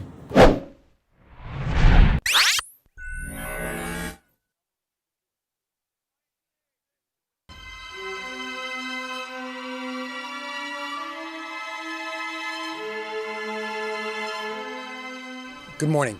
My name is Len Genova. I'm the president of the James C. Metzger Suffolk County chapter of the National Football Foundation. The foundation itself was created in 1947 and is dedicated to promoting amateur football and to honoring those individuals who serve the game, whether they be players, coaches, administrators, or referees. Our chapter here in Suffolk County has been in existence since 1995, and every year at our Scholar Athlete Brunch, we recognize one scholar athlete from each of the schools, both public, Catholic, and private, that play football in Suffolk County, provided they meet our minimum criteria. Now, from that group, we pick our top 11, which we refer to as our Golden 11. And they truly represent academic and athletic excellence and represent all that's right about scholastic sports. Now, from that group, we actually pick one top scholar. And through the years, we've had some amazing young people who have achieved tremendous things in their community, on the gridiron, and certainly in the classroom. So it's a very proud moment for me to be here this morning to welcome everyone and to congratulate all our scholar athletes for all the great work they've done throughout their entire careers. And a special congratulations to their parents who have invested so much time and effort into making them the successful, good people that they are. So welcome, everyone. In 2019, the Executive Board of the Foundation decided to rename the chapter in recognition of one of Long Island's most philanthropic supporters of youth and high school athletics, James C. Metzger. Proud to be with you here this morning and welcome you to our annual Scholar Athlete Brunch for the James C. Metzger Suffolk County chapter of the National Football Foundation. And I have none other than our namesake, James Metzger, with me this morning. So, Jim, the first question I have for you is, what does it mean to you to have our Top Scholar Athlete Award named in recognition of your late dad, Conrad, who unfortunately passed away recently? Yeah, it's hard to put it into words. I don't want to get choked up when Len just within the last day or two told me that, and I saw the program. It's probably the most special award I've ever been associated with, and I've been involved in athletics for 50 years. So my dad was my best friend, and he's looking down from heaven. I know he's a humble man, and he's saying he's enjoying it, probably saying he doesn't deserve it, but I know enjoying it immensely, and I literally couldn't be happier about that. Well, I know how proud he must have been of you and what you accomplished in your lifetime, both on the athletic field and certainly in the business world. But I did want to ask you, how big of a part did football play in your life growing up? I know we've had a lot of conversations, but I'd love for you to share that with the people that are involved in the chapter. A lot. Football, one of my all-time favorite coaches, Vince Lombardi. Maybe I borrowed from him a little bit when I said everything I needed to know in business I learned on the sports field. You know, Jim, I know when I first met you, and I'm going to reference that in my remarks this morning, it was just how passionate you were in terms of talking about your career playing high school football and how vividly some of those memories still stick with you and how important they are to you, quite frankly. Yeah, they don't fade away. Unfortunately, some of the what I call failures or the tough spots along the way, I remember those most, I think. But by and large, yes, I can remember almost every game I played, 3 years of varsity, and most of them were good. But it gave me it was the foundation upon which I built both my personal and professional life. The chapter is also supported by local businesses and is fortunate to count on the Orlin Cohen Sports Medicine Practice as a naming rights sponsor for the prestigious Player of the Week team. Orlin Cohen is a Long Island's leading and largest private orthopedic and sports medicine group. They're committed to not only providing excellent service, giving great access to athletes, but doing philanthropic things like supporting the National Football Foundation and other organizations that do good things as well. These organizations and being involved with the foundation for all these years, we need support, and we can't give out awards like this and provide a brunch like this free to the athletes without the support of organizations. And so Orlin Cohen is a major sponsor of this event for that reason. The 2022 event was an enormous success, with over 300 people in attendance, and also recognized National Football Foundation Coach of the Year, Robin Rosa from Walt Whitman High School. Whitman won the 2021 Suffolk County Championship and received the Rutgers Trophy, the school's first since 1974. But one of the things I learned a long, long time ago is that when you win a Coach of the Year award, you win it because the coaches you coach with and the great players you get to coach. Also proves that I've just been around a long time. Eventually I would get it right. In addition, the 2021 James Dooley Contribution to Amateur Football Award was presented to well-respected orthopedic surgeon and former National Football Foundation scholar athlete, Dr. James Pacey. Listen, it's an honor and a privilege to be here with all of you today. To be able to continue to be involved in high school athletics, which has meant so much to me and my family over the years, is really a tremendous thing. Our 2022 Scholar Athlete Brunch featured some outstanding young men who achieved athletic and academic excellence. Please meet several of them and hear firsthand just what the great sport of football has taught them. I think it's got to be companionship, like with my teammates, especially at Sable. We build such a brotherhood, and those skills that I've built with my teammates, it's gonna help me throughout life with like working with other people. Football's taught me a lot of things about life, but most importantly, it's taught me the importance of working hard to achieve a goal and how to work together as a team to achieve that goal. One of the missions of the National Football Foundation is to build leaders through football. Through our continued hard work and success, we will have opportunities to have positive impacts in our communities for those around us. Football has taught me how to overcome adversity. Being scored on as a defensive player and a defensive leader on the team. When we got scored on, a lot of guys would look to me to really, keep my head up and make sure that we're, still staying focused and still, achieving our goal of, turning the ball over and getting the ball back to the offense. And it's easy to become defeated.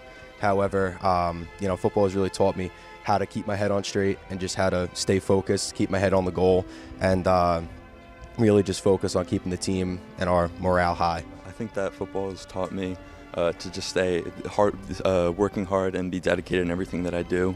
Obviously, to be successful in football, you have to work really hard and go above and beyond at what everyone else does. And I think that can be carried over in all aspects of life. Going into this year, I had no idea I was going to receive an honor like this, so it's truly spectacular to be here.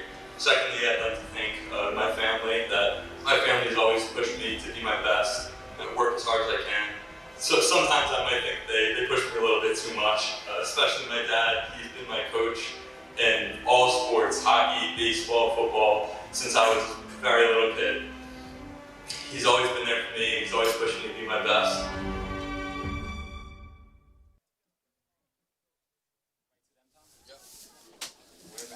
Greg Sarah back in Islip Terrace. East Islip leads Northport 21-0 here in the Suffolk Division II semifinal, and standing with me now, you're gracing me with your presence, is Dr. James Pacey of Orlin Cohen Orthopedic Group, and this game is a surprise. And you've been following football; you know it as well as I do. Does this surprise you? Absolutely. We've been involved very highly in this season. A lot of teams in Division II that we cover, and the game earlier in the season was a battle between these two. Very, very surprising to see that halftime score. A couple mistakes at the end of the first half, and East Islip capitalized through 2 touchdown passes in the final 2 minutes to blow it open to a 3-score lead. And Doc, Orlin Cohen has been a real supporter of Long Island high schools and athletics across the board. You guys are pretty much everywhere in the playoffs. You were telling me your schedule is just as tough to make with all of your trainers and the doctors and where everybody had to be. Yeah, I try and make it the rounds this time of year and make it to as many games as I can. Tonight, for example, Angelo Rizzi's here, my PA, over on the Northport sideline. Rob Tressolini and his PA, John, are here on the East Islip sideline. We've got my other PA, Alexa's over at the Babylon game. We've got people up at the Ward Melville. We've got guys out east. I mean, we're all over the place this time of year, and it's our pleasure to make sure that these kids are safe and these games go off smooth. We've seen such an improvement on the sidelines with concussion help, with people being put into that concussion protocol. You've had a lot to do with that. How important is it for every district to have a trainer at every game? You know, we're fortunate on Long Island that almost every high school has an athletic trainer, and whether they're hired directly through the school district or they're outsourced through Orlin Cohen or Northwell or one of the other health systems.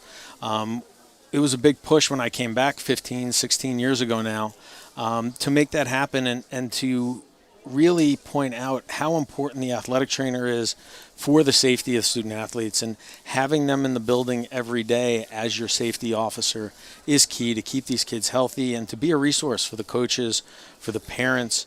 The education portion alone, forget about the oversight that comes with having an athletic trainer. And then, you know, we pair with them a physician to be a team physician to give them somebody to lean on when they need help.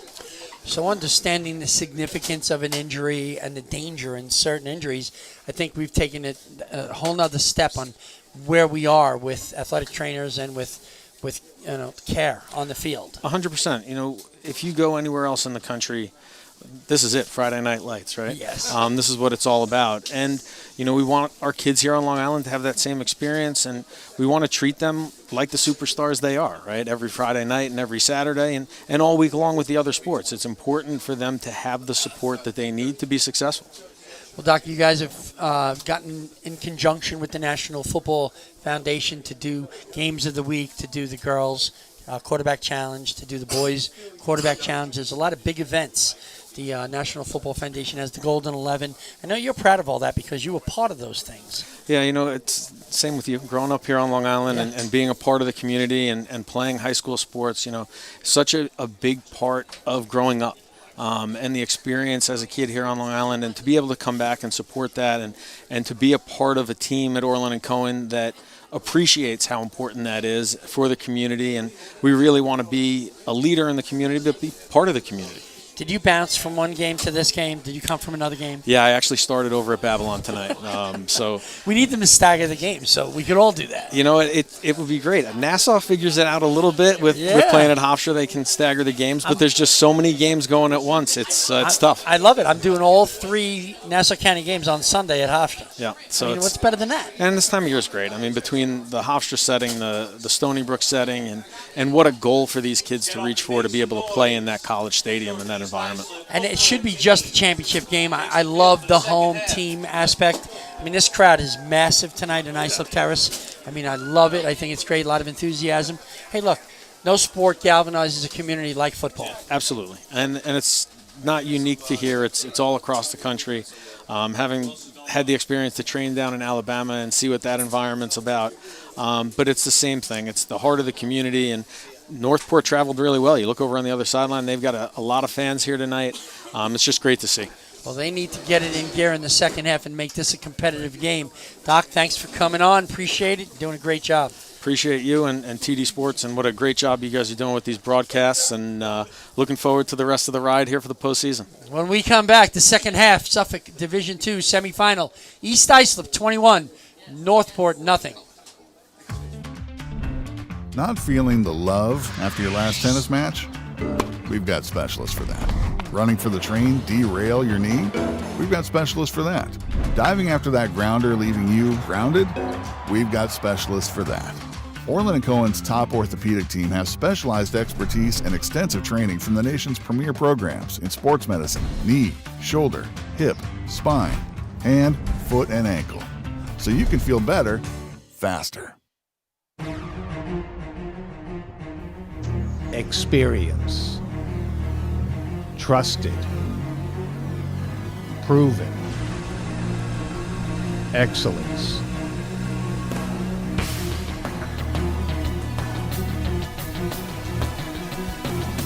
Over 20 years of professional sports video production.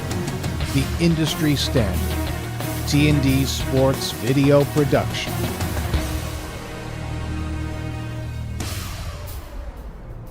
Whether it's a single game, a whole season, or a college recruitment video, T&D Sports is your one-stop video solution.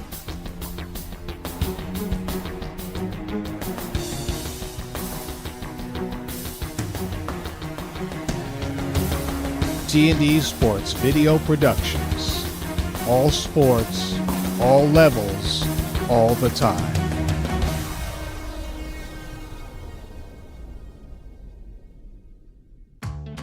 Jump shot, leave your knee shot? We've got specialists for that. Face down after that face off? We've got specialists for that. Half pipe, leave you full of pain? We've got specialists for that.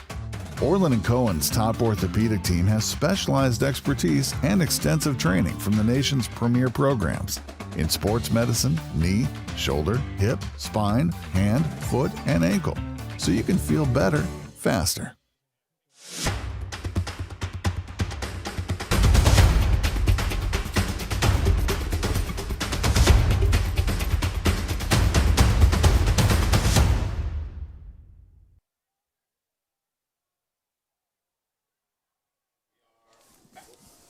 We are back in Islip Terrace. East Islip leads Northport 21-0. Start of the second half, Northport will be kicking off from the south end zone, kicking from right to left. East Islip, Jake Simmons and Nico Myers back to receive. It'll be Simmons at around the 15, and here we go, second half. Simmons busted up the middle of the field, tackled by a horde of Northport defenders, led by, looks like, number 44, first on the tackle, Thomas Zarcone.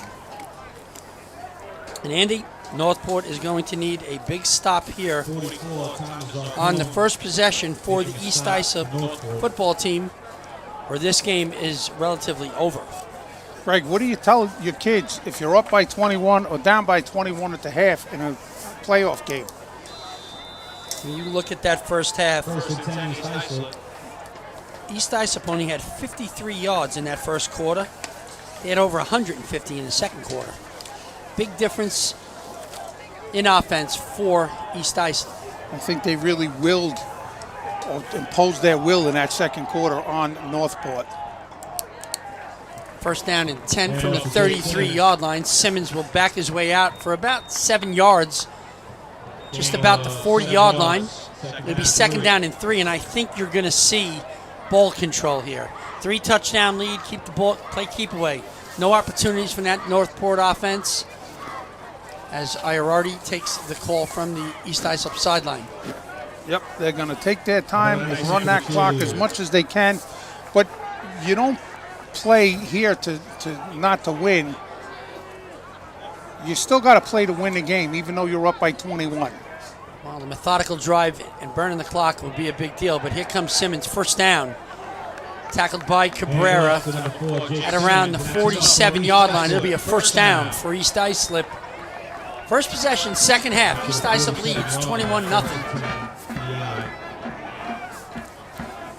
Here in the National Football Foundation's Game of the Week, sponsored by Orlin Cohen Orthopedic Group, a proud supporter of high school athletics across Long Island. This game is the James C. Metzger Suffolk County chapter of the National Football Foundation. They are hosting tonight's county semifinal between East Islip and Northport. Greg, you know, you talk about the National Football Foundation, College Football Hall of Fame. No one does more for high school football than Lenny Genova. Great person, and really tries to help any and every high school football player he can. Simmons goes over the left side. He's met at midfield after a pickup of 3 to bring up a second down and 7. Tackle made by Grayson Cabrera. And Andy, you're right. It's not just the boys, it's the girls. You know, they have a brunch for girls flag football, for the boys flag football. They pick players of the week every week out of our Gridiron Greats and Newsday. And they honor those players at the end of the year with their top scholar athlete team and their players of the week. It's pretty outstanding. Girls Brunch was held in August, and the chapter partnered with the Suffolk Girls Flag Football Coaches Association to recognize all those athletes. They had to make all county to be considered for that team. So they're doing it right by boys and girls. Simmons again up the middle, shake and bake. You get another first down, pickup of 9 to the 41-yard line of Northport, and another first down for the East Islip offense. And Greg, the offensive line from East Islip is just blowing huge holes in the defense. You know, the center, Jason Loudman, the guards, Logan Hanratty and Dylan Bayer, and the tackles, Evan Gordon and Makoa Jablonski. Tight end Mikey Tramolini. These guys are just doing an outstanding job. And this is why we do an offensive line almost every week in our Gridiron Greats, because those guys up front are the reason why football teams are successful. Without a great offensive line, no offense can thrive. Hey, the lineman's prayer. We are the reason. So true. First and 10, 41-yard line for East Islip. Single back is Simmons, and they're giving them a large dose of Simmons again. Another 7-yard gain. It'll be second down and 3. And this is just one of those typical East Islip methodical drives down the field. Greg, I've been watching this stuff forever. This is my 51st year watching high school football on Long Island. The great Sal Ciampi, who started coaching here in 1970, coached here for 25 years. He won 165 games. A lot of pressure. His son, Sal J., the head coach, now takes over in 2001. He's won 183 games, I believe, now. 5 county championships, 2 Long Island championships. These guys have done a great job here, the champions of Ben East Islip football for the last now 55 years. And you got to think of the pressure Sal J. was under taking over for his dad, right? Yep, 100%. A lot of pressure to grow up with. He played quarterback here, and he has done a great job as the head coach here. And Simmons busts it again down the middle of the field from the 34 to about the 26-yard line, a pickup of 8. They're just gashing that Northport defense. And you're right, that offensive line is just moving people out of the way, opening holes, and they're wearing them down. Similar to the first time they played each other, tied 7 at the half, right? Tied 7-7. And then the second half, East Islip took over. But you know what? I think East Islip started that a little, and I'm going to tell you, A.J. Iarati is the difference in this game right now. He's made 3 or 4 fantastic throws, and at the beginning of the year, they probably didn't expect that from that kid. He had a lot of confidence in himself, and he has done a great job, and he's the reason why East Islip is up by 3 scores in this game. Iarati on the center, first and 10 from the 26 of Northport. Another handoff to Jake Simmons up the middle, and he takes people for a ride. A pickup of 5. You know, second down and 5. Greg, this is like being on the E-train, you know, on the subway. Get on the E-train for East Islip because they're giving people, Northport's just hanging on for dear life right now. If they go down by 4 scores, they're already in trouble. If they go down by 4 scores, this game will probably pretty much be over. You hit the nail on the head before, Andy, when you said, you know, this East Islip team is just methodical. The guys get on their blocks. They stay on the blocks. They believe in what they do in the game plan. They're disciplined. We haven't seen flags in this game. There's been 2 flags in the entire game. Both of these teams are very well coached. Pat Campbell's an outstanding coach. He's in his 8th year at Northport. He's 44-27. This is his 7th trip to the playoffs. He's done a great job with them. Simmons picks up 4 to be third down and a short 1. Just outside the 15-yard line of Northport. And this is exactly what Sal J. Ciampi wanted in the third quarter here. He wanted to make a statement with the first possession, a long drive capped by a score to put this game out of reach. Yep. First down and 10. They gave them the first down on that. And they waited for the play call. They're going to eat up more than half the quarter here in the third quarter. Almost down to 6 minutes as they call in the play from the sideline, taking their time. No reason to rush it now. You want to take every second off the clock that you can. Fumble on the exchange. Iarati covers the football up, and they'll lose a yard. It'll be second down and 11. Looks like they were going to the left with that play. Lost the handle on the exchange. And Greg, they're already more than halfway through the third quarter already. As they wait for the play to come in from the sideline. You know, I have to say this. You talk about consistency. The modern playoffs started in Suffolk County in 1972. This is the 41st time that East Islip was qualified. And the first 10 years they had playoffs, you had to win the league to qualify. So you talk about consistency. Nobody's been more consistent than East Islip over the last 55 years. 2nd and 11 from the 17-yard line. Simmons, and a handoff up the middle. He picks up a yard. It'll be 3rd and 10. Back to the original line. Again, just pounding the ball down the field. Northport comes up with a big stop here. They could turn this thing around and try to get back in the game with some scores. But right now, it's all East Islip and that offensive line and the running of Jake Simmons. Look for Iarati to use some more of his magic here. And if they don't get a first down here, again, Chris Corias, he's kicked 3 field goals for East Islip this year already. He's made 34 extra points. He's a pretty good high school kicker.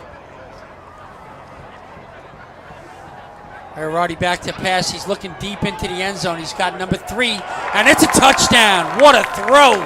Eddie Simonetti, his 2nd touchdown reception of the game.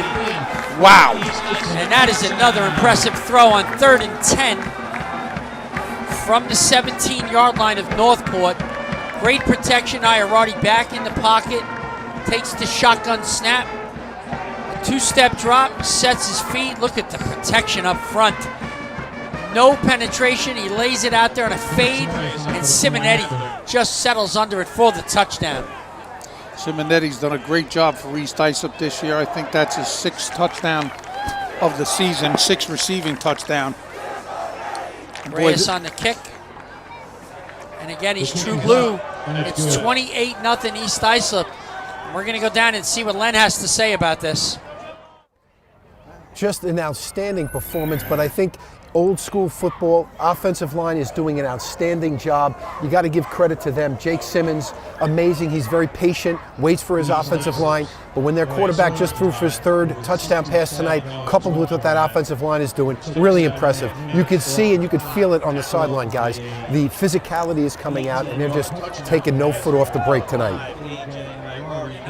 No doubt, Len, you're right about that. That was an 11-play, 67-yard drive that ate up 7:21 of the clock. Iarati to Simonetti, 16 yards is officially the touchdown distance. Aiden Iarati, 16-yard touchdown pass to Eddie Simonetti, their 2nd connection of the football game. East Islip now with a huge lead, 28-0 over Northport. Andy, this is a little surprising. Usually East Islip gets it done on the ground. Tonight it's been in the air. They're setting up the pass through the run. And you know what, Greg? If this kid keeps playing like this, East Islip's going to be very difficult to stop. We all know that they can run the ball. This kid, A.J. Iarati, adds such another dimension. So you're keying on the run. Iarati says that's okay, and he's thrown, 3 touchdown passes. We're going to have to talk to his mom. Are we going to call him A.J. or Aiden the rest of the way? He's earned whatever he wants. How about Mister? Yeah, he's going to get that kind of respect after tonight's game. What an outstanding performance. We'll get the totals on the passing game from Jared Veluzzi in a few minutes. He's totaling up all those passing yards from Iarati. It's been an outstanding game. He's thrown the deep ball extremely well. And if not for a couple of drops, right, he would have another touchdown pass and bigger yardage. And you know what, Greg? And you got to say, okay, that first pass that Simonetti dropped, he made a mistake. And people said, right? He fumbles the ball. He didn't drop it. He fumbles it. And now, look, he's got 2 touchdown passes. Boy, did he really account for himself in this game. Kickoff taken by number 11. Logan Kelly returns it 17 yards to the Northport 42-yard line. And I would say more than anything, that it wouldn't be really a fumble before, but it was more like it was a strip. You're right. When we come back, East Islip, they lead Northport 28-0. Let's see if the Tigers can get something going on offense. Jump shot, leave your knee shot? We've got specialists for that. Face down after that face off? We've got specialists for that. Half pipe, leave you full of pain? We've got specialists for that. Orlin Cohen's top orthopedic team has specialized expertise and extensive training from the nation's premier programs in sports medicine, knee, shoulder, hip, spine, hand, foot, and ankle, so you can feel better faster. Experience. Trusted. Proven. Excellence.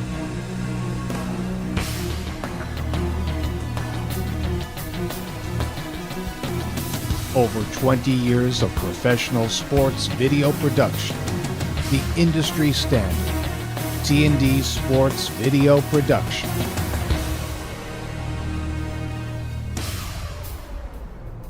Whether it's a single game, a whole season, or a college recruitment video, T&D Sports is your one-stop video solution.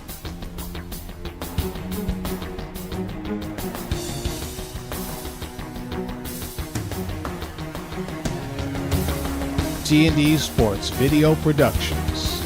All sports, all levels, all the time.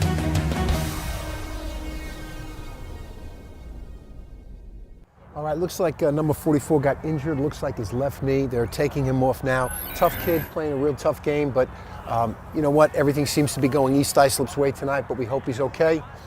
Send it back up to Greg and Andy. Thomas Zarcone being helped off the field by teammates. Looked like he suffered a lower leg injury on the East Islip sideline. Hope he's all right. Coach Pat Campbell taking a look. And like we talked about at halftime, Andy, Dr. Pacey was on that like right away. Like there was no delay. That's what you need at high school sports events. You need somebody on top of things immediately to make sure they get the right care right away.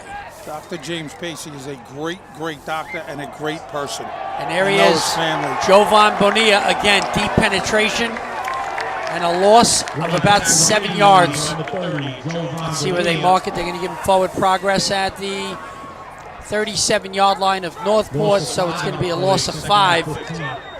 Again, East Islip just has it figured out. That's great coaching, again, by Joe Taramina, Ryan Pearsall, the assistant coaches here. And Bonilla having a laugh with the umpire. He's like, yeah, I'm finding my way into the backfield quite a bit. It's been a fun game for me. Not fun for Simon Blissett. He's seen a little bit too much of Mr. Bonilla. 2nd down, 15. Blissett back to pass, quick throw over the middle. A little miscommunication there. Cabrera went on the out, and it looked like Blissett was looking for him to turn inside. That pass goes incomplete. Just watch the play. East Islip sends 5, and that ball is thrown right down the middle of the field where Miller couldn't get his hands on it, and Cabrera had already broken to the outside on an out route. Bring up 3rd down and 15. Greg, I would be remiss if I didn't mention Alec Blyberg and Albert Santoro, the other 2 varsity coaches for East Islip. Those guys all do a great job. They obviously had a great game plan coming into tonight because they have just been overwhelming. Northport has not had an answer for anything. Big play for the Northport offense. They need a 1st down here, 3rd and 15. And a big blitz, and he gets crushed by Bonilla. And Blissett is down. He's getting up. But he took a huge hit from Bonilla. There's a penalty on the play as a hold. But Bonilla came free into the backfield and put a huge hit on Blissett. Watch, it comes from his blind side. He doesn't see him coming, and he puts the hit on him right there. Ball goes incomplete. Northport will be forced to punt from their own 37-yard line, 4th down and 15. 3:26 remaining here in the 3rd quarter as they just ticked off 1 more second. I caught that. Andy, your impression right now is that East Islip is pretty much playing a perfect football game. Yep. Now you're just playing. You don't want to see anybody get hurt. I mean, they'll keep these guys in for a little while, but they have made very, very few mistakes in this game. Fair catch by P.J. Gannon. He's another kid. This kid's all over the place, Greg. East Islip will take over at their own 22-yard line. You know, we talked a little bit about the quarterback challenge before. Yep. Presented by Orlin Cohen. It's in its 4th year for the boys and in the 3rd year for the girls. The Suffolk County chapter of the National Football Foundation organizes these top flight skills competitions for the top returning quarterbacks on Long Island. And this year the chapter introduced a 7-on-7 component along with a leadership symposium. So they're doing cool things for football, promoting the sport across Long Island, doing a lot of different things. I know we had a lot of fun. We had the 2nd annual Suffolk County Media Day this year, as well as the 2nd annual Suffolk County High School Preview Show presented by Orlin Cohen. And like I said, kids and the families, they eat it up. They love it. I think the fans love it too, Greg. Anytime you could showcase the high school students, the student athletes, it's a home run all the way around. East Islip 1st and 10 from their 22-yard line. Simmons will get about 4. See if he gets 4, maybe 5 yards. About 5, 2nd and 5. Simmons gives him a 2nd down and 5. And you were right, he's a workhorse. He's probably somewhere in the 15 rush range, something like that, for this game. Waiting on Jared Veluzzi to get us the Simmons totals from the half. He was calculating things over there and will let us know how many yards Simmons has through this game. And looking at it from here, a lot of those yards are tough yards. And I'm guessing he has somewhere around 75 yards because he had that one big run late in the first half. I'm going to say he has a $110. Yeah. Yeah, he's... 2nd down and 5. Iorati under center, and again, to give to Simmons again. He runs into the back of one of his blockers and plows forward for about 4. It'll be 3rd down and 1 as our man Jared Veluzzi sends over the statistics. Andy, you were close. 21 carries, 133 yards. Not bad. Workman-like 133 yards, right? Not noticeable sometimes because he's grinding 7, 5. And that wears out the defense too. Strong runner. This is the only game so far. This is the only game this year he hasn't scored in, right? Well, you would know that because he's on your fantasy football team. By the way, how much fun was that in high school football? Absolutely awesome. And I'll say it publicly. I was against it from the beginning, but all of the things I thought. I had trepidation. I was nervous about it too. You didn't show it. People embraced it. They loved it. It was done in a fun way. It promoted high school kids all across Long Island as Simmons barrels forward for the 1st down for East Islip. And you know what was great about it? That you came in 2nd place and I won the title. You know what was great about it? Should I say on the air what you did to win the title? I picked up the best guys in the supplemental draft. Illegally, I might add. No, you just didn't. You weren't smart enough to pick up Luke Martini. Who's that? Listen, how did he get through the initial draft that nobody on our staff knew? I took number 4 in red from the beginning. Don't tell me. I knew what I was doing. He was great. But I took Simon Blissett, the quarterback from Northport. Get out of here. I knew what I was doing. How did we miss Luke Martini through 10 rounds? That was a miss. But Rayo, that was kind of illegal. Rayo was a miss also. He was outstanding. Greg, Jack Rayo, the quarterback of Islip. Amazing season for Jack Rayo as Simmons drags a defender 6-7 more yards for a 1st down. He might have, but he got eliminated last week in a big way by East Hampton, which had a phenomenal football season. Incredible. You look at some of these divisions, and I would be remiss not talking about Nassau Conference 1. Farmingdale, Massapequa, Oceanside, and Syosset.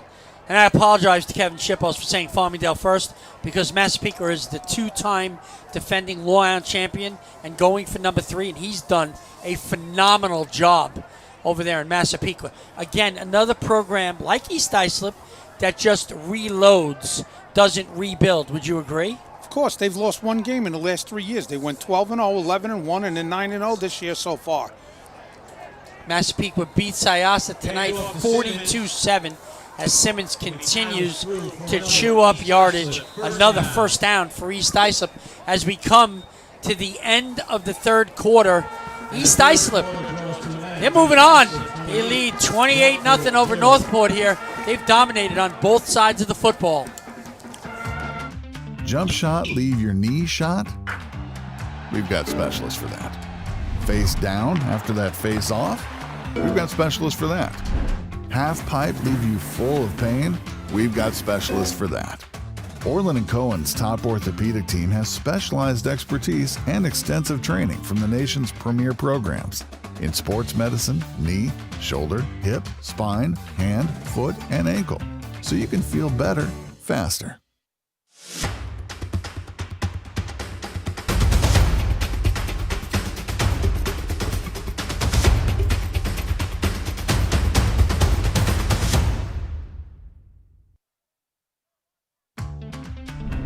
Not feeling the love after your last tennis match?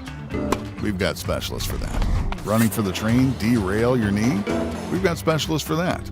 Diving after that grounder, leaving you grounded? We've got specialists for that. Orlin Cohen's top orthopedic team has specialized expertise and extensive training from the nation's premier programs in sports medicine, knee, shoulder, hip, spine, hand, foot, and ankle, so you can feel better faster.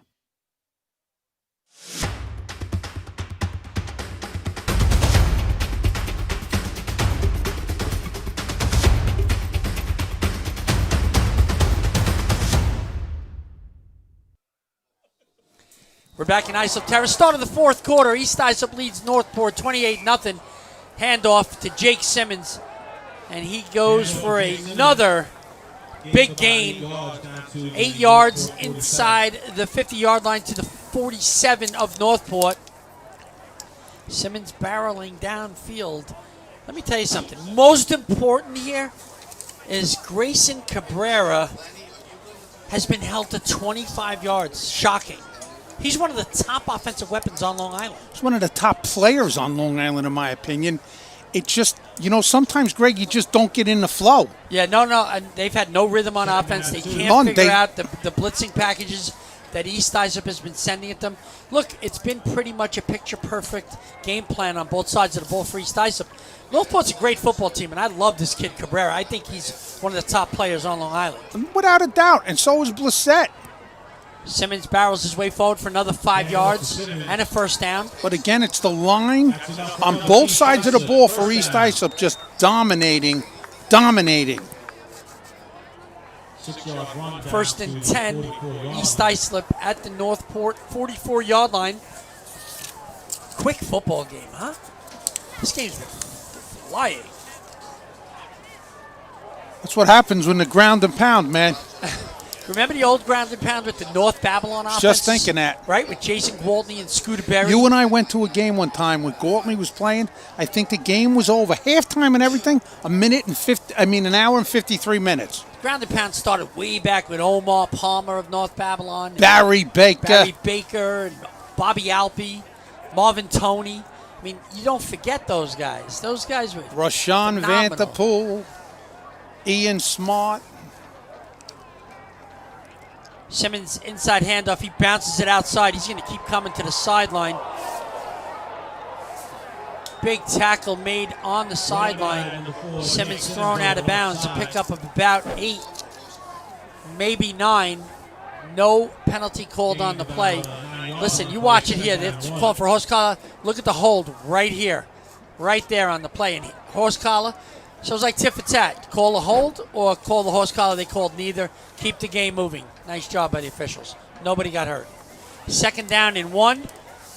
You know how I feel about that. Time efficiency. And again, these guys are great officials. Carl Superina told you at the beginning of the game, super guy, super official. And he doesn't believe in a lot of penalties, especially, Greg, in the fourth quarter of a 28-0 game. They're not going to start nickel and diamond if no one gets hurt.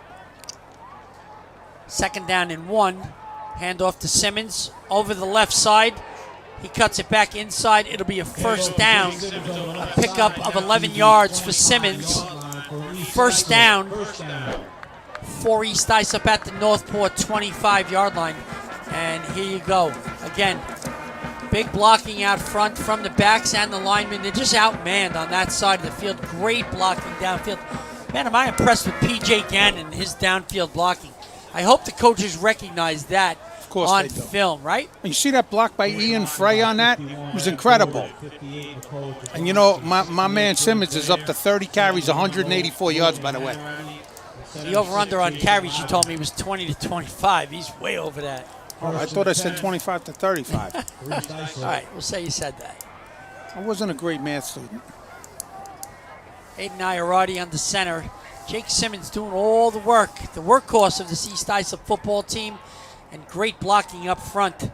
Simmons will bounce it inside for another 4 yards. It'll be second down and 6. Looking for the box to make the play.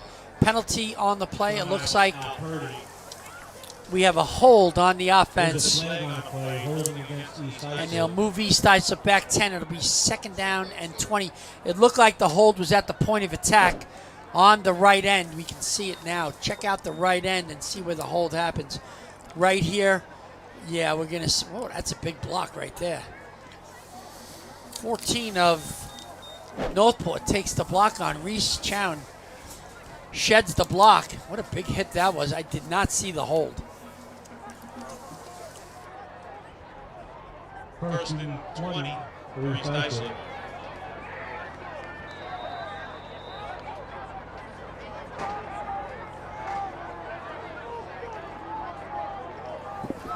And Bonilla. And off to Jake Simmons. Simmons is going to pick up a yard there to bring up second down and 19. As the clock ticks down under 8:35. East Islip working the clock. You know, Andy, when Lenny Genova told me that there would be an offensive and defensive player of the game. Yes, sir.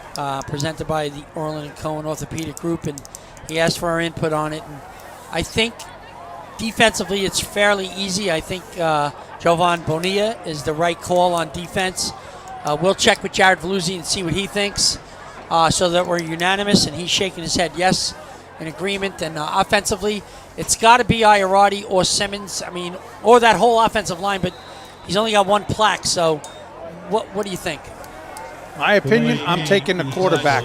Nothing against Jake Simmons, but the quarterback has changed the complexion of this game. It's the best game this kid has played in his career, and he's the difference maker right now. Well, I would have to agree with you. So we'll go with Aiden Iarati for the offensive side of the ball and Jovan Bonilla on the defensive side of the ball. I mean, he's been fantastic. And it takes a team. I mean, we've been mentioning other guys all night.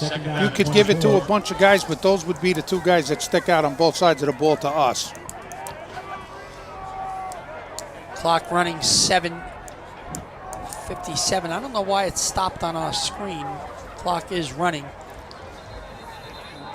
And now South Champy is calling timeout. Will break as they figure it out on the field with the clock and with the timeout. We'll be back in just a moment. Jump shot, leave your knee shot? We've got specialists for that. Face down after that face off? We've got specialists for that. Half pipe, leave you full of pain?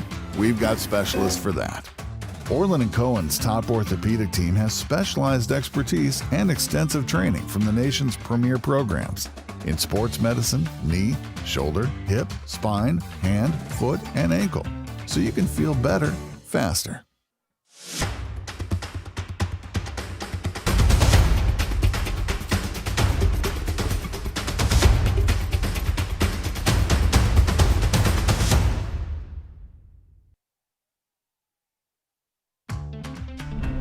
Not feeling the love after your last tennis match? We've got specialists for that. Running for the train, derail your knee? We've got specialists for that. Diving after that grounder, leaving you grounded? We've got specialists for that. Orlin Cohen's top orthopedic team has specialized expertise and extensive training from the nation's premier programs in sports medicine, knee, shoulder, hip. We're back at Islip Terrace. East Islip leads Northport 28-0. Suffolk County Division II semifinal, and Iarati's going deep and just out of the reach of Nico Myers on a 3rd down and 24 pass. Actually, it was 2nd down 24, right, Andy? It was Yep, that was 2nd. Yeah, this will bring up 3rd down. Another nice throw. Just a 2-step drop, and the line's getting no pressure on Iarati, and he just lays it out there. It's right there, just out of his fingertips. He's Good got- coverage by Cabrera down the field, but another really well-placed football that only the receiver can make the catch. He had no chance to defend against that ball. And you speak of time, we got our timer up here, Chris Padker, and our broadcaster, our announcer, Derek Reineken. These guys have been helping us out, doing a great job all night. East Islip punts on third down, and the ball squeezes over the goal line. It'll be a touchback, and Northport will take over its own 20-yard line. 1st and 10. There's 7:16 remaining here in the fourth quarter.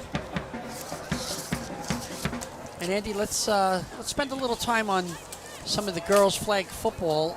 We talked a little bit about the brunch that they had this year. They picked 7 athletes from the girls' flag football for their top scholar awards and top scholar athletes. And our Newsday Player of the Year was Olivia Moynihan from Sayville. She was the recipient of the top scholar award this year and is currently playing soccer at the University of New Hampshire. Olivia received a $1,000 scholarship from the New York Jets for academic and athletic excellence. I mean, they're just doing so many great things. The National Football Foundation and Orlin Cohen Orthopedic Group. And I would be really, I'd feel like I failed if I didn't mention the guy behind it all at Orlin Cohen is Ray Nelson. And Ray Nelson does a fantastic job. Great photographer, by the way. Great person. Yeah. Just a great person. He's been involved in high school sports for a long time as a photographer and as a fan, and promotes high school sports and just does a fantastic job. Northport will go 1st and 10 from its 20. There'll be a holding call on that quarterback keep. Lissette goes around the right end, but that's coming back somewhere inside the interior of that offensive line. Northport was called for a hold, so it'll march them back 10 yards. One of the cool things that they did this year with the girls was the quarterback challenge. It gave us an opportunity to see all the great girls flag football players prior to their season. It's an advantage for us for our top 100s and our top 50s, right? For the best players out there. And you got to tell you, we didn't know about this kid, Aiden Iarati, for the boys flag. For the boys 7-on-7s, or for the boys quarterback challenge, because he certainly would be one of the guys that would have done a really great job there. He's got touch. He's got a great arm. He anticipates well. He's intelligent. Good leader. Yeah, he checks off all the boxes. He's one of the better quarterbacks on Long Island. First down and 20, and Lissette's pass is incomplete. 2nd down and 20 here. Just so many good things going on with the National Football Foundation and Orlin Cohen, and people should get on board with that. If you see Ray Nelson at the field, say hello and say thank you. How much? Yeah, say thank you. Yes, definitely. I mean, you're doing some great things. Ray Nelson does a lot, Greg. Excuse me to interrupt you. As does Lenny Genova, and there's a lot of other people out there, but we know those guys fairly well. Those guys are doing great things for student athletes, girls and boys. How about Lenny on the sideline reporting? Was he not outstanding? he's a pro. I love it. We're down to 7:03, bro. Yep, 28-0 East Islip leads here. They'll advance to the Suffolk County Division II Championship next week at Stony Brook University, and that's really the goal of all these teams, is to get there and get a shot and win it. Yeah, get a shot to get to the LIC. Luke Loyacano around left end. He'll pick up 2 yards. It'll bring up 3rd down and 18 for Northport. And Greg, you talk about consistency. East Islip, I would assume they're going to hang on and win this game, will be going to their 26th final since 1972. 26. So they've been in the final. That's like once every other year. They're just a model of consistency. This is going to be, I think, all time, their 446th win all time. Their East Islip's winning percentage is .695, which is amazing over the course of 70 years. 72 to be exact. If you were to pick a few programs that have a likeness to that kind of historical information, who would they be? Well, in Nassau, I would look at Garden City, Farmingdale, Lawrence until 3 years ago. A little hook and ladder. Loyacano's tackled outside. Catch made by number 10, Sean Morrissey. We'll see it again. Little trickery here. I like it. not giving up. Trying to get something going. Nice pitch, and a little spin move on Simmons. Simmons stays with it, gets a block from Loyacano, and then actually that was a block by Cabrera. Loyacano caught the pitch. See, there's no quit in Cabrera. No quit in any of them. I love it. Listen, you're talking about two classy football teams. They're not going down without a fight. Nope. Northport will face 4th down and 8. They'll punt. Cabrera's back to punt.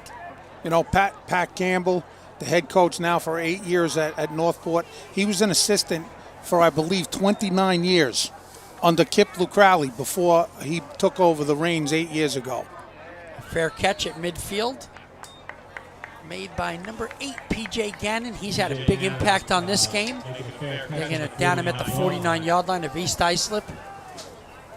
Well, I'll tell you this, Greg. No matter who they play, whether it's Huntington or East Islip, because they'll face, those guys are playing tomorrow at 1 o'clock. Huntington or Hills East. Excuse me, Huntington or Hills East will face East Islip.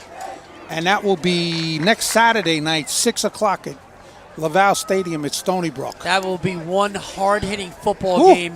Huntington and Hills East. They are two fantastic programs. Great running backs. Daniel White and Jaden Bryan on the Hills East side of things. Yasia Jones from Huntington. That promises to be a smackdown of a football game. Huntington beat Hills East earlier this year, early in the season at Hills East. Hills East dropped their first 2 football games and have won 7 in a row heading into tomorrow's matchup. So that should be an interesting game. And Hills East has averaged 43 points per game scored since then. Yep, they've gotten it together.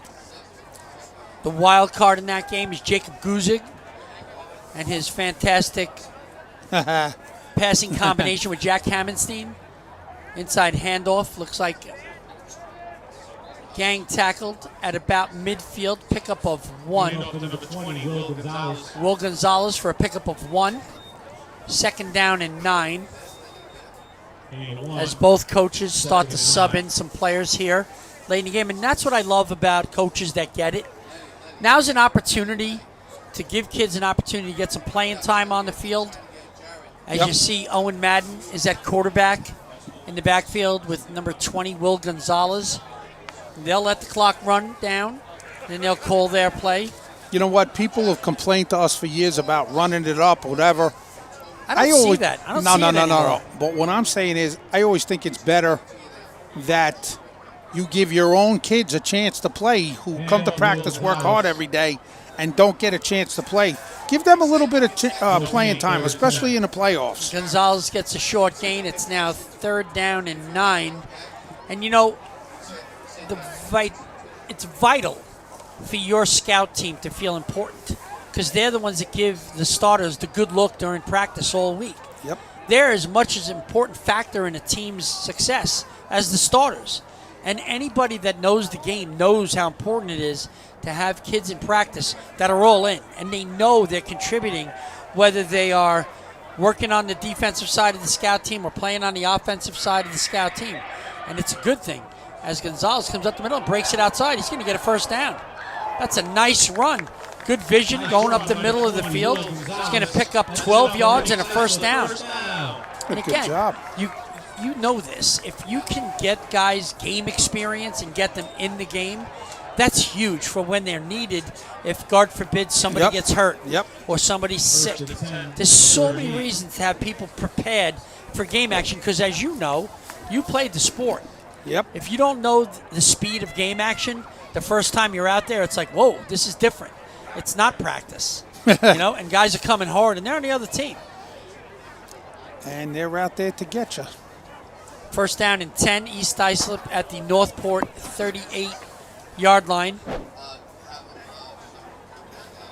Tackle made in the backfield. Nice job by number 55, Tyler Senra.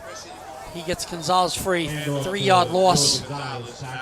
Tyler Senra is the center, and he's also a defensive tackle. He's done a good job for Northport the entire season. We were talking about great programs, and you mentioned Garden City and the streak that they're on with 63 straight wins, state record. And, there are people who are critical of that, saying that they don't play a lot of tough competition all year long. Do you know what it's like to put a team out on the field year after year after year and play at that level? I don't agree with that at all when people say, oh, Garden City streak is a little, as Gonzalez gets tackled for I don't agree with it either because they've won 4 straight Long Islands. Right. I mean, come on, you're beating the best team from Suffolk, and that's nonsense. You can only play who's on your schedule.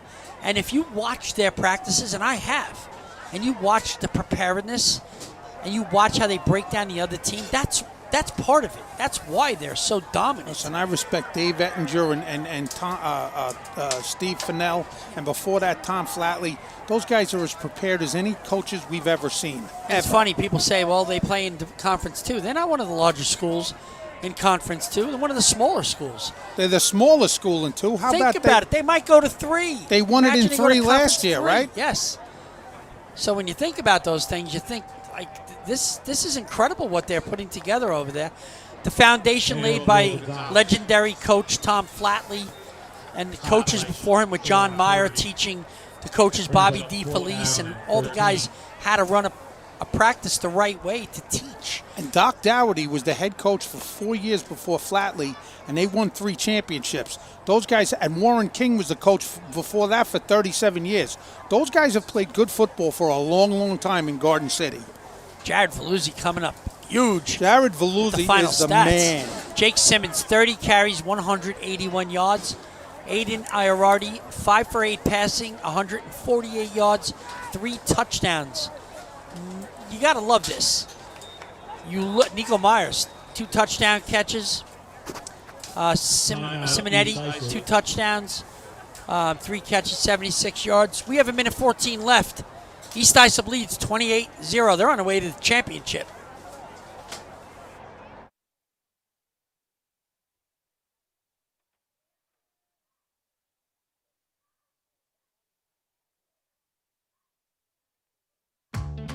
Jump shot, leave your knee shot? We've got specialists for that. Face down after that face off? We've got specialists for that. Half pipe, leave you full of pain? We've got specialists for that. Orlin Cohen's top orthopedic team has specialized expertise and extensive training from the nation's premier programs in sports medicine, knee, shoulder, hip, spine, hand, foot, and ankle, so you can feel better faster.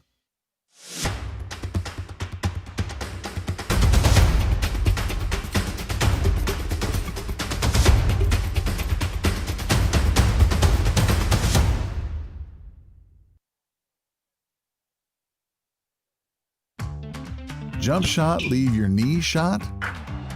We've got specialists for that. Face down after that face off? We've got specialists for that. Half pipe, leave you full of pain? We've got specialists for that. Orlin Cohen's top orthopedic team has specialized expertise and extensive training from the nation's premier programs in sports medicine, knee. East Islip 4th down and 13, handoff to Gonzalez. He's going to get outside, get down the field, and get close to a first down. I don't know that he got all 13. It's going to be close. Let's see where they spotted. They're saying first down, Andy. Wow. Good for Will Gonzalez. Will Gonzalez getting on the edge, getting outside, getting downfield, and that's the way it's been all night. It's called effort. For East Islip, they've been able to control the clock, run the football. We're down to a minute to play. Just an outstanding performance all the way around for East Islip. And listen, we want to congratulate Coach Pat Campbell and his classy Northport Tigers for a phenomenal season. You guys have everything to be proud of.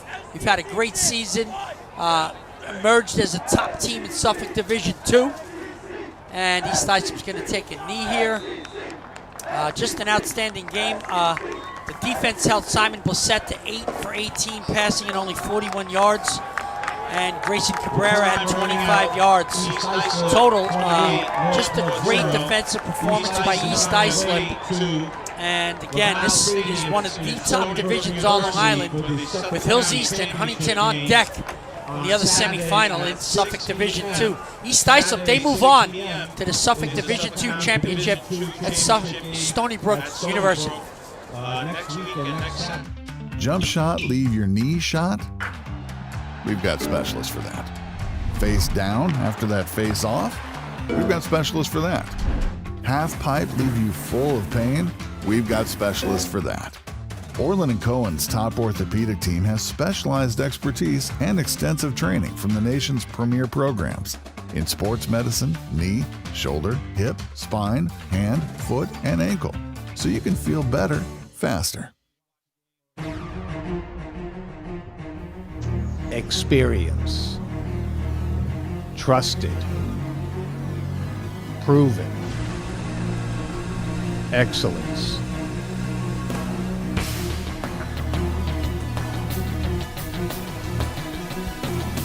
Over 20 years of professional sports video production. The industry standard. T&D Sports Video Production.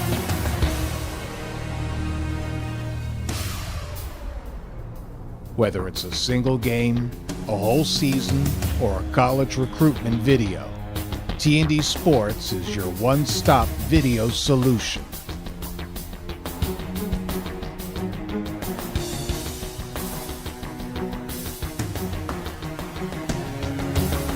T&D Sports Video Productions. All sports, all levels, all the time.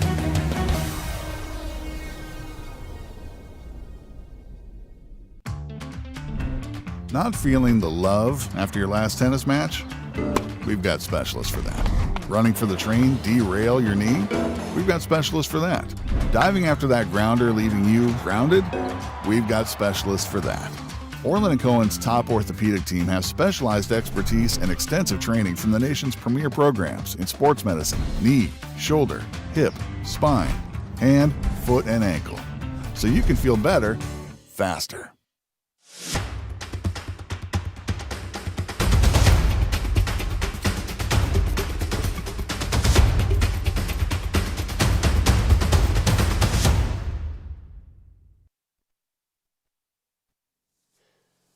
Lenny Genova on the field, the president of the Suffolk County chapter of the National Football Foundation, with Dr. James Pacey, about to introduce the offensive and defensive players of the game here in the Suffolk County Division II semifinal. East Islip beats Northport 28-0. And go. Audio, cushion, audio up. Louder, louder, louder, louder. More. All the way up, all the way up, all the way up. All the way up, all the way up. Turn it up more.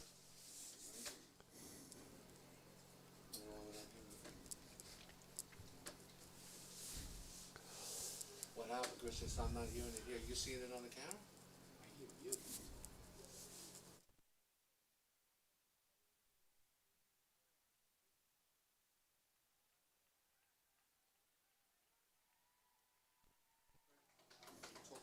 Nice job, Lenny. A.J. Irardi, what a great game. Completed 5 of 8 passes for 148 yards and 3 touchdowns. He was the offensive player of the game, leading East Islip over Northport 28-0 in the semifinals of Suffolk Division II.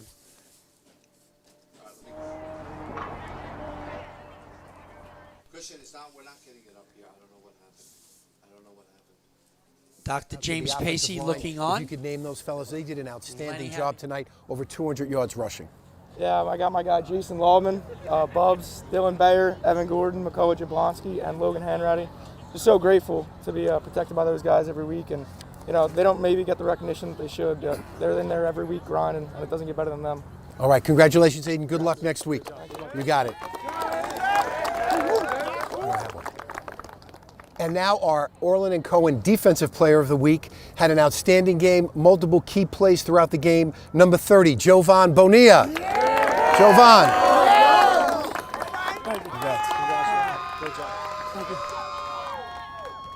Jovan, I know it's been a heck of a season. Just talk a little bit about some of those key plays that the whole defense made, but in particular that you made throughout the game. Rushing to the quarterback, making him get rid of the ball fast, and all the batted balls that we do and stopping a run. That's what led to 0 points on the board. Yeah. Now listen, I know they had a great, outstanding year on offense. Northport did. I know their quarterback was a key to that for most of the season. How did you guys prepare, and what in particular did you do to slow that offense down? Worked all week. Pass rushes just worked like When we did indies, we did pass rush moves. D-line was just getting to it, and in our secondary, we locked down the wide receivers, and that's how we shut them down. All right. Well, congratulations and good luck next week. Thank you. Okay. And now we'd like to bring in our head coach from East Islip, the winning coach, Coach Champion. Come on in. All right, Coach. Listen, Coach, we talked a little bit earlier in the week, and I think first and foremost, we talked about your team being physical, and you saw that all night long with the offensive line, who I thought did just an outstanding job. Yeah, well, I think that, it's what we obviously like to do. We got off to a little bit of a slow start in the game. We made some mistakes, which are uncharacteristic of us in the first half, but once we got the game under control, we kind of went back to, what we do best and took control of the game. Just talk a little bit about our players of the game. Your quarterback, who just had an outstanding evening tonight with 3 touchdowns, 5 of 8 for 148, and the play of the entire defense, but in particular number 30. Yeah, well, on offense, AJ had a great game, and I'm really, really proud of him. Listen, following in Thomas Coscarelli's footsteps after what Thomas did the last 3 years was not easy. It was very, very hard. And any of my quarterbacks will tell you, I am not nice to them. I'm not easy to play for if you're a quarterback. And I've been on him all year, but he's steadily gotten better as the year has gone on. And he had some, he probably deserved to have better stats than he did. Right. But like I said, that's a kid that's been here with me for 3 years, and I'm very, very proud of him, and he deserves everything he's getting the notoriety he's getting tonight. Right. It's funny. As much as the game changes, that's how much it stays the same, right? If you can control the line of scrimmage, you're going to win the game. And boy, oh boy, did East Islip do some job of controlling the line of scrimmage tonight, both sides of the ball. Just talk a little bit about just how physical both offense and defensive lines was, and the impact that made on the outcome of the game ultimately. Well, yeah, listen, that's always been a characteristic of ours going back decades, and we were able to do that this year. That became what we're known best for. And I think on defense, obviously, we have a great defensive front, but having Jovan on the field gives us a little bit of an attitude that I wasn't sure if we're going to have this year. And all great defenses have that. Right. Well, listen, Coach, you were a gentleman all week. Thank you for so graciously hosting us and letting us come in and meet some of your players this week. Congratulations on the win and good luck next week, okay? Thank you. All right. Well, for everyone here at the National Football Foundation, congratulations to East Islip and also to a really fine Northport team who had a terrific year, but it just wasn't their night tonight. So let's kick it back up to Greg and Andy to close us out. Thank you. Coach, thank you. Guys, congratulations. Well, thanks a lot, Len. That was a great job. Congratulations to Jovan Bonilla and AJ Iarati, your players of the game. East Islip takes out Northport 28-0 in the Suffolk Division II semifinals. For Orlin Cohen's Orthopedic Group, National Football Foundation, you're watching T&D Sports Video Production. For Len Genova, Andy Slauson, Jared Veluzzi, I'm Greg Sarah. Thanks for joining us.